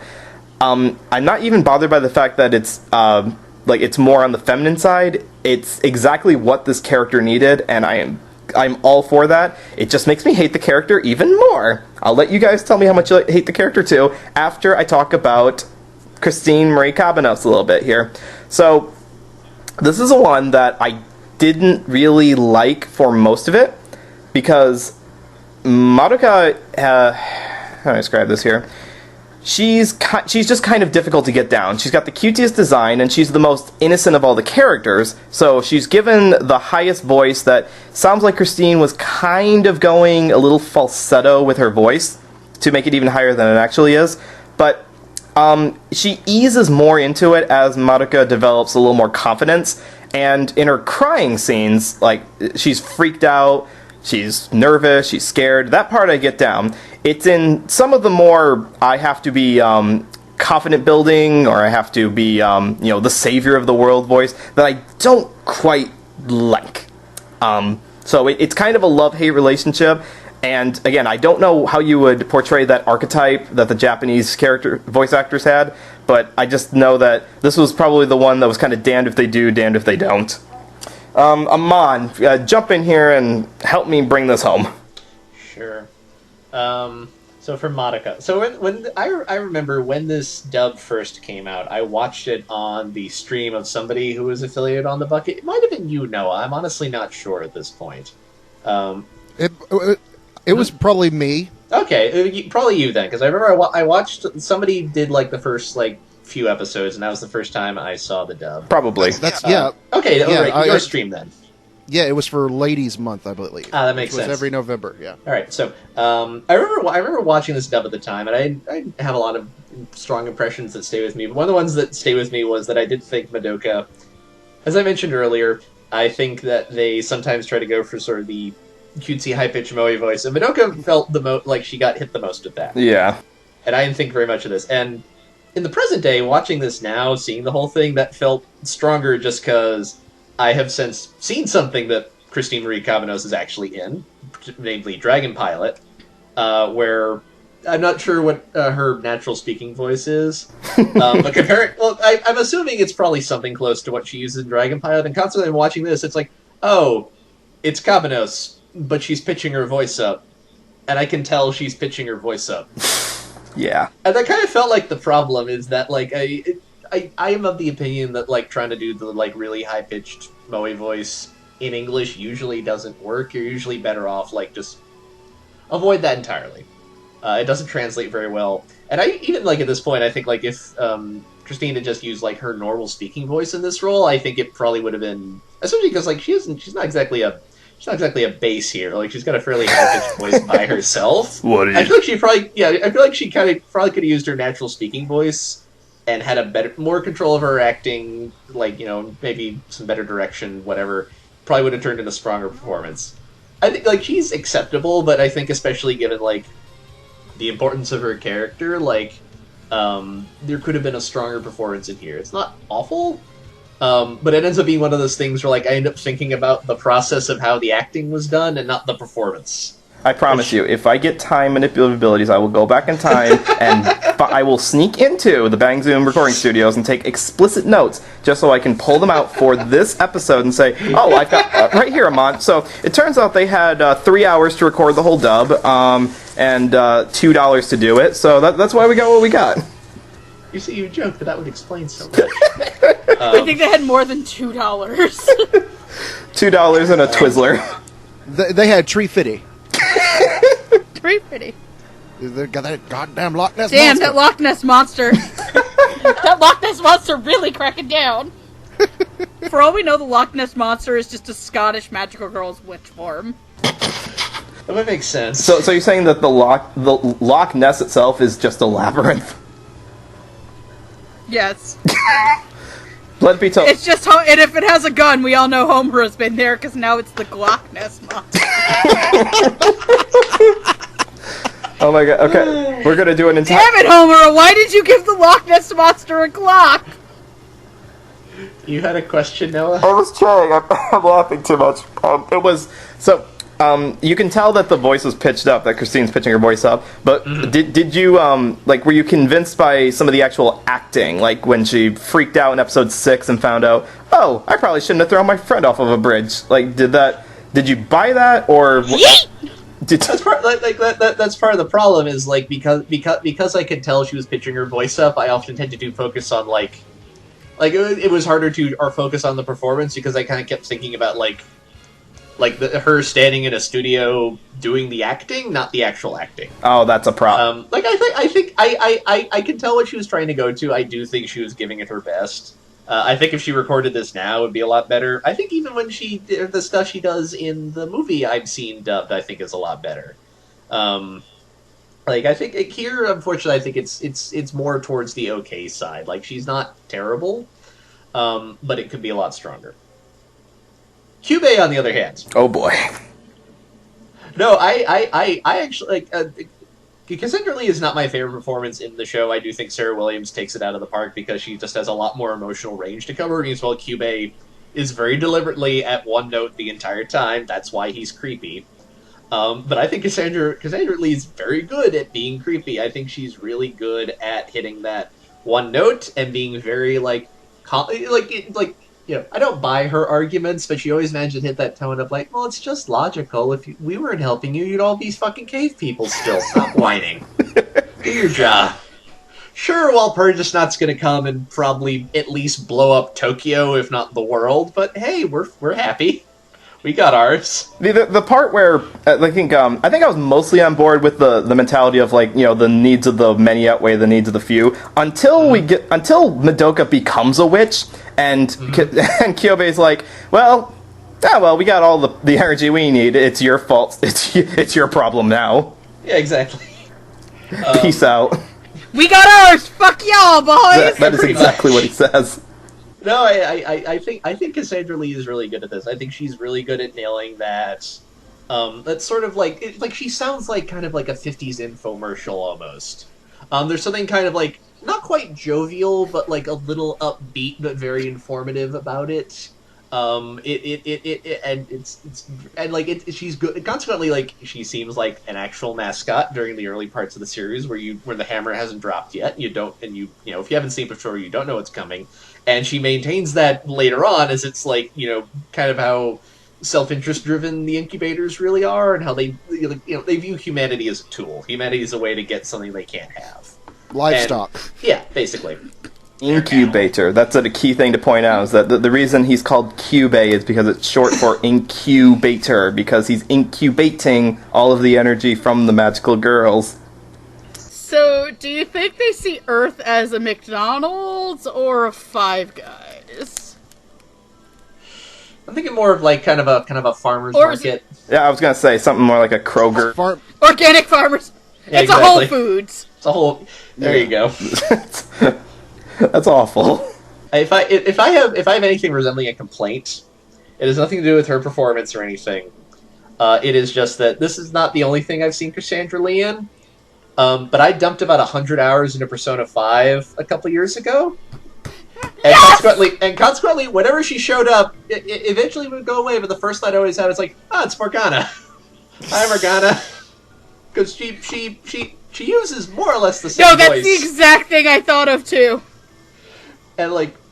I was just waiting for Kyubey to tell Madoka to go to bed. Pretty much, like, totally it's very different. Morgana has a lot more, like, emotional range than Kyubey does, but it's the same kind of mascot voice. And it was always not bad, but always just very mildly jarring the first time. You know, if I hadn't watched an episode that day, if Kyubey hadn't shown up on screen for a little bit, there'd always be that little jar of like, "Hi, Morgana, you're a real shitbag in this universe. I hope you know that." Another character who is identified as male, even though they sound kind of feminine, androgynous. Interestingly enough. Also not a cat. Also not a cat, despite all appearances. Speaking of not being a cat, Hardy, Yes. thoughts? Hardy's a goat. Thoughts. I don't think he's a cat. Wait, let me check. Nope, not a cat.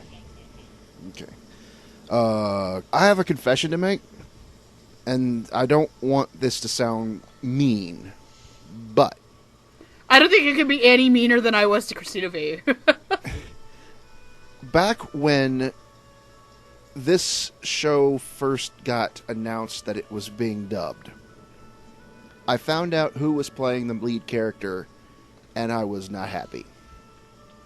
Because this is actually, from what I can tell, this is actually only the third dub that she had ever been in.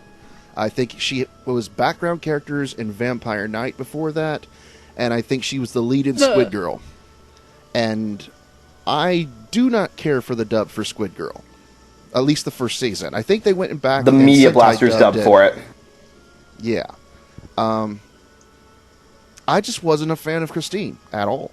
I just was not a fan of her voice. I was not a fan of her acting.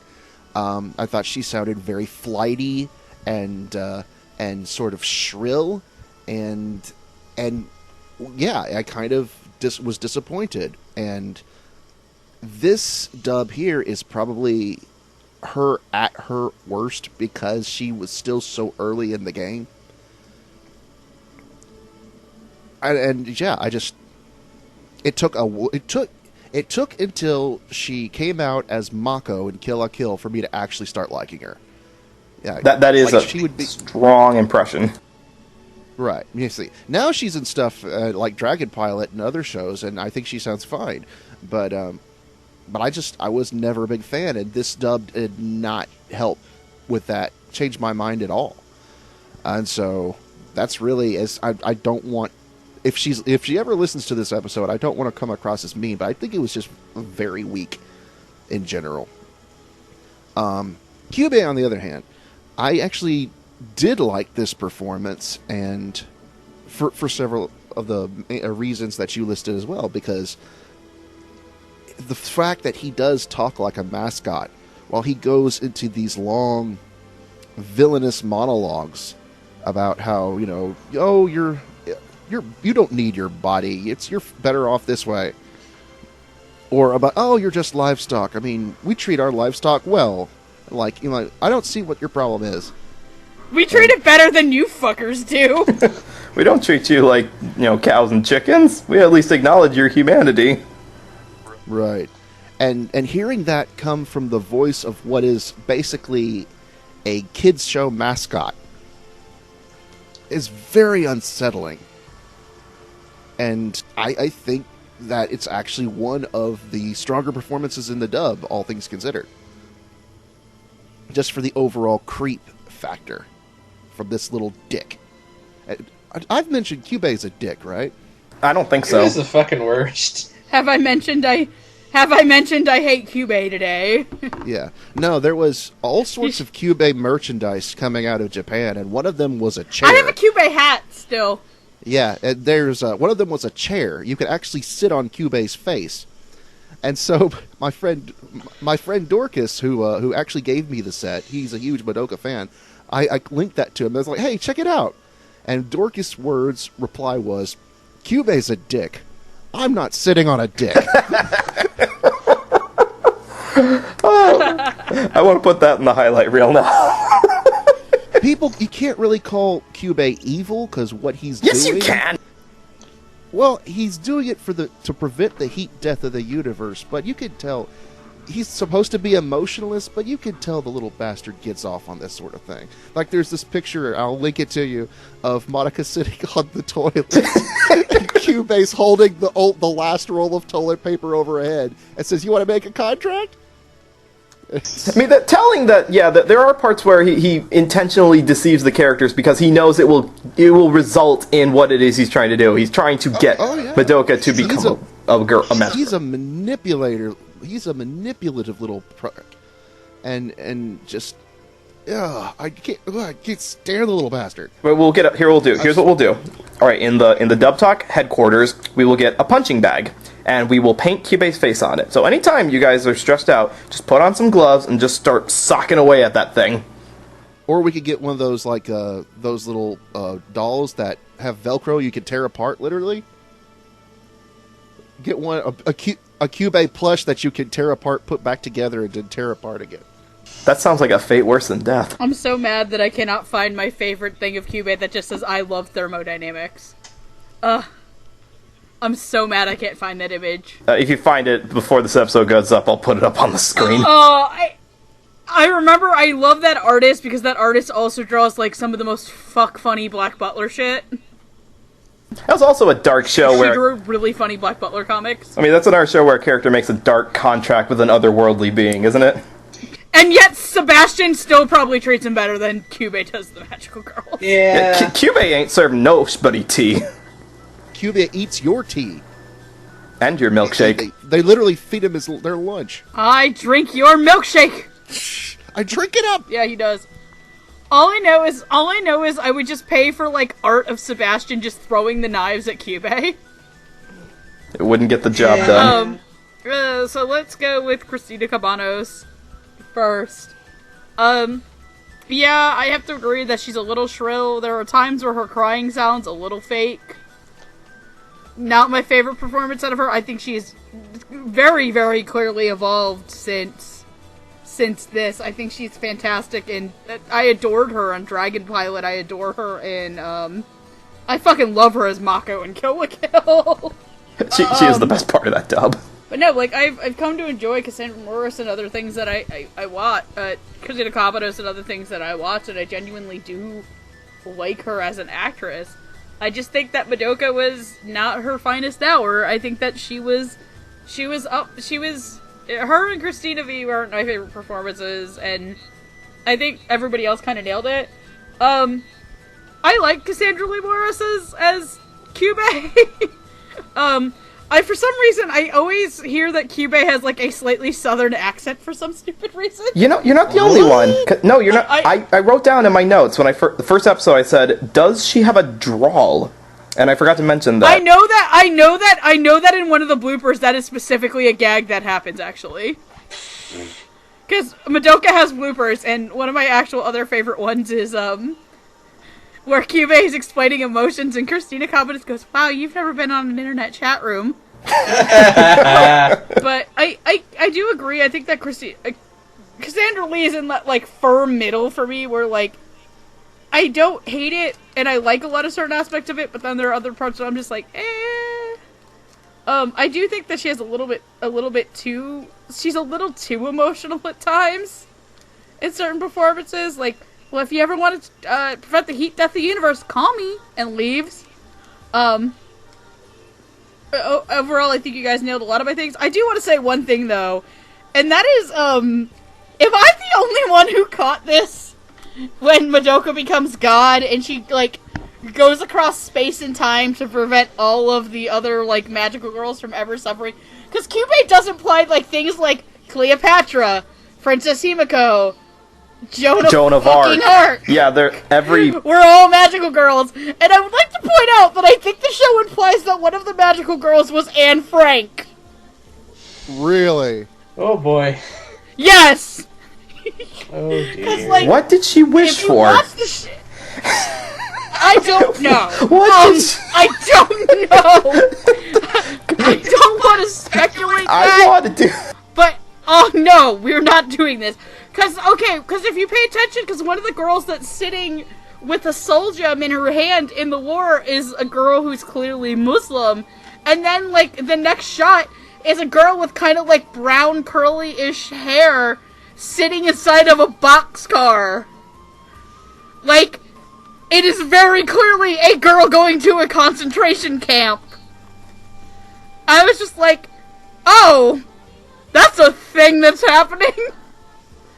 Gen, Akiyuki, Mr. Shinbo, Mr. Urabuchi, can we calm the fuck down, guys? Look, there was no crucifixion imagery in this at all. I think that was Oh, wait a minute.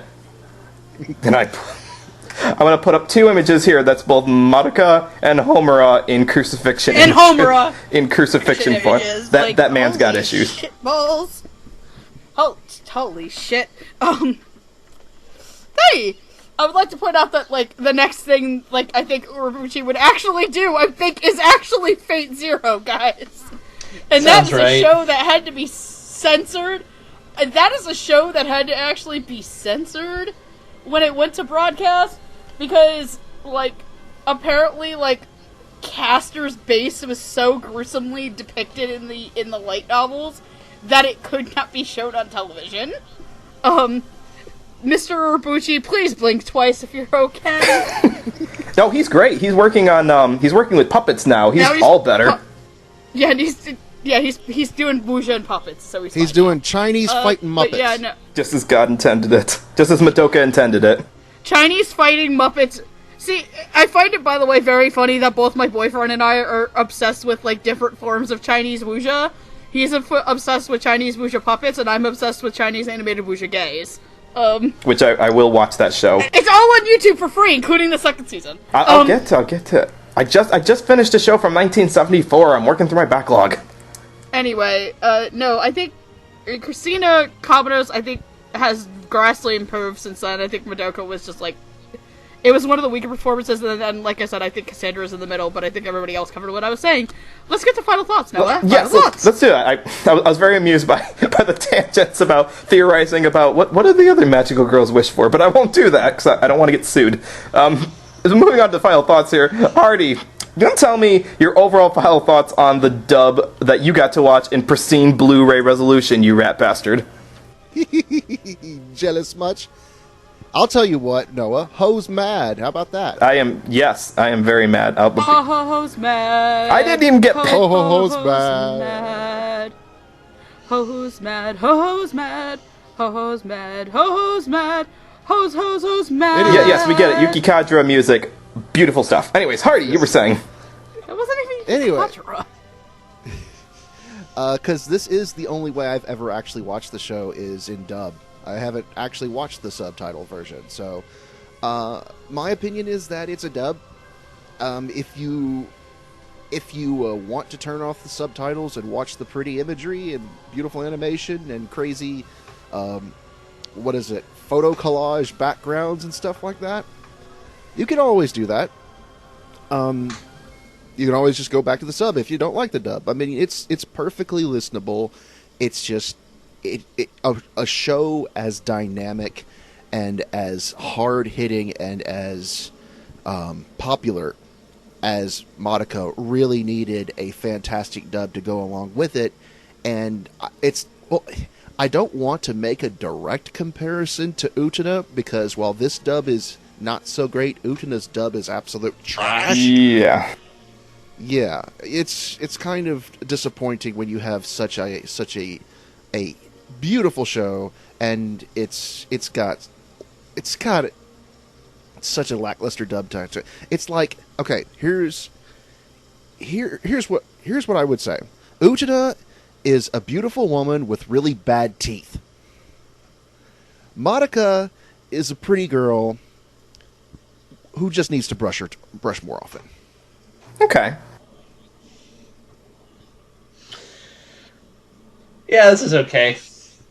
It's one of those things where, like, it definitely has highs and lows, but averaged out, it tends to be like, this is fine. It has some really nice parts. It has some lackluster parts. It has some okay parts. And unfortunately, the highs and lows just kind of cancel each other out, and it's very like, you want to watch it in English? This is fine. It's not going to be painful. It's not going to ruin the show for you. But I'd also say, like, if you are in a position to watch it in the Japanese, I think that would probably be a little more of a satisfying experience overall. Fair point. If you can find like the compilation movies, which I saw those when they were doing the theater circuit when they came out, and like it is like they're a perfectly good substitute for watching the show itself. And based on what I've also heard, like the dub sounds like it is stronger for that. If you track down those instead, not that they're streaming anywhere. Yeah, but the dub might be stronger on those, so that might be a nice alternative if you prefer to watch things in English. But for the show itself, it's like average. It's fine. Fair. Megan. Like I said, when I first heard this dub, I wasn't in love with it. I absolutely hated it. I said, fuck it, I'm gonna watch the sub. Coming back to it now, I don't think this is the best dub in the world. It's absolutely not the worst dub I've ever covered for this show. Absolutely, by a long shot, this is not the worst thing I've ever covered. I'm sorry if I came off as super harsh on this. This is way better than Piratical Murder's dub will ever be. Wow, that's a very, very low bar to clear. That's my benchmark for the worst thing I've ever had to sit through for the show. And we've been doing this for almost 5 years, guys. I'm glad that in the history of doing this podcast that we got one of the worst dubs out of the way early on, so we could just, go up from there. We jumped over that broom really fast. This is, if you're a dub-only watcher, this dub is perfectly fine to sit through and watch. If you're somebody who goes back and forth, I would recommend the sub a little bit more. Like I said, I have a lot of problems with this. I don't think that anybody who's in this is bad. I think a lot of them are fantastic. Like I said, I've given a lot of these people dubbies, and like genuinely very much enjoy their work. And I enjoy the director and the scriptwriter as well. So like, it's just, this is more of a one-off fluke than a absolute like benchmark of these people's careers. It's in the words of Saitama, okay? I would have to agree with these guys, because there are very few shows that I think are as well written, like have just the best combination of direction, writing, music, visuals, all of that, as we got with Madoka. Like, the fact that we got something like this from a TV production is really amazing, because we rarely get something this high quality and this thought-provoking. I remember when the show first came out, you would think that the big fan base for this would be like all the guys who would just be like oogling over the girls for this, but no, the bigger fan base seemed to be actually from girls who were really into the mythos of the way that magical girls are written in this, that they get their own unique costumes, their own unique weapons, and their own unique soul gems. So that in itself is also a really interesting facet of this show. This entire franchise, cash cow as it may be now, has just a lot of really interesting facets to it. And it's unfortunate that the dub is just kind of a footnote to that, because it's not a standout production. It's not a Cowboy Bebop level production of dubbing. It's not anything that was really super high quality, and that's just really unfortunate for the level it is. There are highlights. There are definitely highlights to this. And to bring it back to what I think Amon was saying, is that it will service you if you're more of a dub person. Like, it is perfectly listenable. Nothing's lost in the translation of it, but you do not quite get the same level of quality if you're not watching in the Japanese. So it's unfortunate, I gotta say, that in this case, rarely do I do this, but I do have to recommend sub over dub in this particular instance, if you have to pick between the two.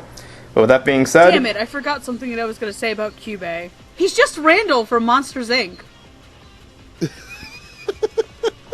Didn't you make a comparison? Think about it, he's just... You made a comparison. Yeah, it was like the incubators were just Monsters, Inc. before Mike and Sully reformed them. So what you're saying... I'm not wrong, and I refuse to take back this take. So what you're saying is that we need... What I'm saying is Mike Wazowski comes back after Madoka throws Sayaka's soul gem off the thing. Put that thing back, so help me. Oh boy. Just Kyubey, put that thing back, or so help me. Pixar, don't sue us, please. Anyways, Also, remember, kids, do not eat your friend's soul off an overpass. No, don't do that. Alright, so I think we've run out of most things to talk about as far as the dub for this goes. But if you've listened to this so far and you thought, hey, that show sounds interesting, I'd like to check it out for myself, you are in luck, because although you cannot purchase or you cannot steal Hardy's limited edition Blu-ray box sets anymore. You can watch the show on... Not with that attitude. Y'all can try. I'd love to see you try. Otaku 11. We steal the limited edition Madoka box sets. Me and my shotgun say no. Oh, that's right. You're from Tennessee. Shoot. Right. Calm down, Tomo. Calm down, mommy. Anyways, so you can watch the show you can watch Madoka Magica in dub and sub on Hulu and Netflix, and Crunchyroll also has the show streaming in sub. If you would care to watch either of those are readily available. Hulu, just to let you know, is going to be having a promotion coming up soon. With Disney Plus coming out, you can purchase both a Disney Plus and Hulu account joint together for a discount price. My wife Jennifer is looking at me right now because she's so excited for both of those options, so we're definitely getting that when that comes out. All hail our mousy overlords. They will engulf us in the cold death of the universe. Anyways, if you would like to support us here on Dub Talk, we put out new episodes every Wednesday covering all of the dubs from all Japanese productions. Some new stuff, too, coming out soon. Keep an eye out for that in the pipeline. You can follow us on Twitter at dubtalkpodcast. Please subscribe to our YouTube channel, which is right here. And we also have a Patreon, which we shouted out at the beginning of the episode, but as just a reminder, the link is down there in the description. If you'd like to throw us a couple dollars and be eligible to pick the next episode that we cover for the Patreon raffle. Again, thank you very much, Jared, for recommending this one. This gave us a lot to talk about, so I'd like all four of us to give a round of applause to Jared. Congratulations, Jared. Congratulations. Sorry, wrong show. Congratulations. Thank you all. Anyways, just go around here. Plug yourselves. Spaceman Hardy, go. Yes, I am a moderator on both the Funimation forums and the Funimation Discard. You can find me on Twitter at Spaceman Hardy. I basically just post a lot of pictures and retweet art and stuff like that. And I'd also rant about Aniplex so every time they do something stupid. So, yeah. Like not dubbing Bunny Girl. Exactly. Yeah. To be ranted about another day. Amon Duel. You can find me on Twitter at AmonDuelUS. Duel has 2 U's in it. I talk about movies and comic books and music, and sometimes I'll tweet about things I read at the store I work at. It's a lot of fun. I have a song if people want one. Yes, please. Do you have a dusty old song for us to end this off? I have one that has an arbitrary anime connection, no less. Yes, I know. It's really minor, but I'm going to bring it up anyways. I was a little stumped for what to pick for this, because it's obviously a very big and important show. But then, by random chance, I was listening to a song by a band I like, called Bruford. Bruford was a fusion band from the 70s led by Bill Bruford. He's the drummer from Yes. If you've seen JoJo's Part 1, there's a very minor villain that shows up named Bruford. That's named after him. He used to tour around wearing a Boston Bruins shirt because the logo for the Bruins is just a big stylized B, and he's BB. I find that very funny because he seems like not a terribly serious man. But on his band, Bruford did a very nice song I like called "Back to the Beginning," which I'll be honest, I'm not really sure it's about anything. If the lyrics were written by this weirdo jazz singer named Annette Peacock, who was a member of the band at the time, it's more poetic. But given the whole time travel of the show, it seemed very appropriate. And I think if you're into Yuki Kajiura's sort of ornate Baroque stylings, this might be a little up your alley. So go check that out. I'm not gonna lie, Amon. I almost expected you to make a head pun. Pick a song about losing one's head. I mean, just pick any song from the musical Hair, I guess. Yeah. Or Sweeney Todd. I will re-record Just a Little Priest with all the Magical Girl characters another day. Megan, tell us where we can find you.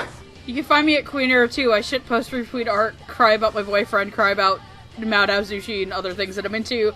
I'd also like to recommend one thing is, I was an AMV person for the longest time, and there is a bitchin' AMV to Madoka out there, called, I think it's called Devil's Game. Watch the first one, not the second one. She re-edited it, but the first one's my favorite one.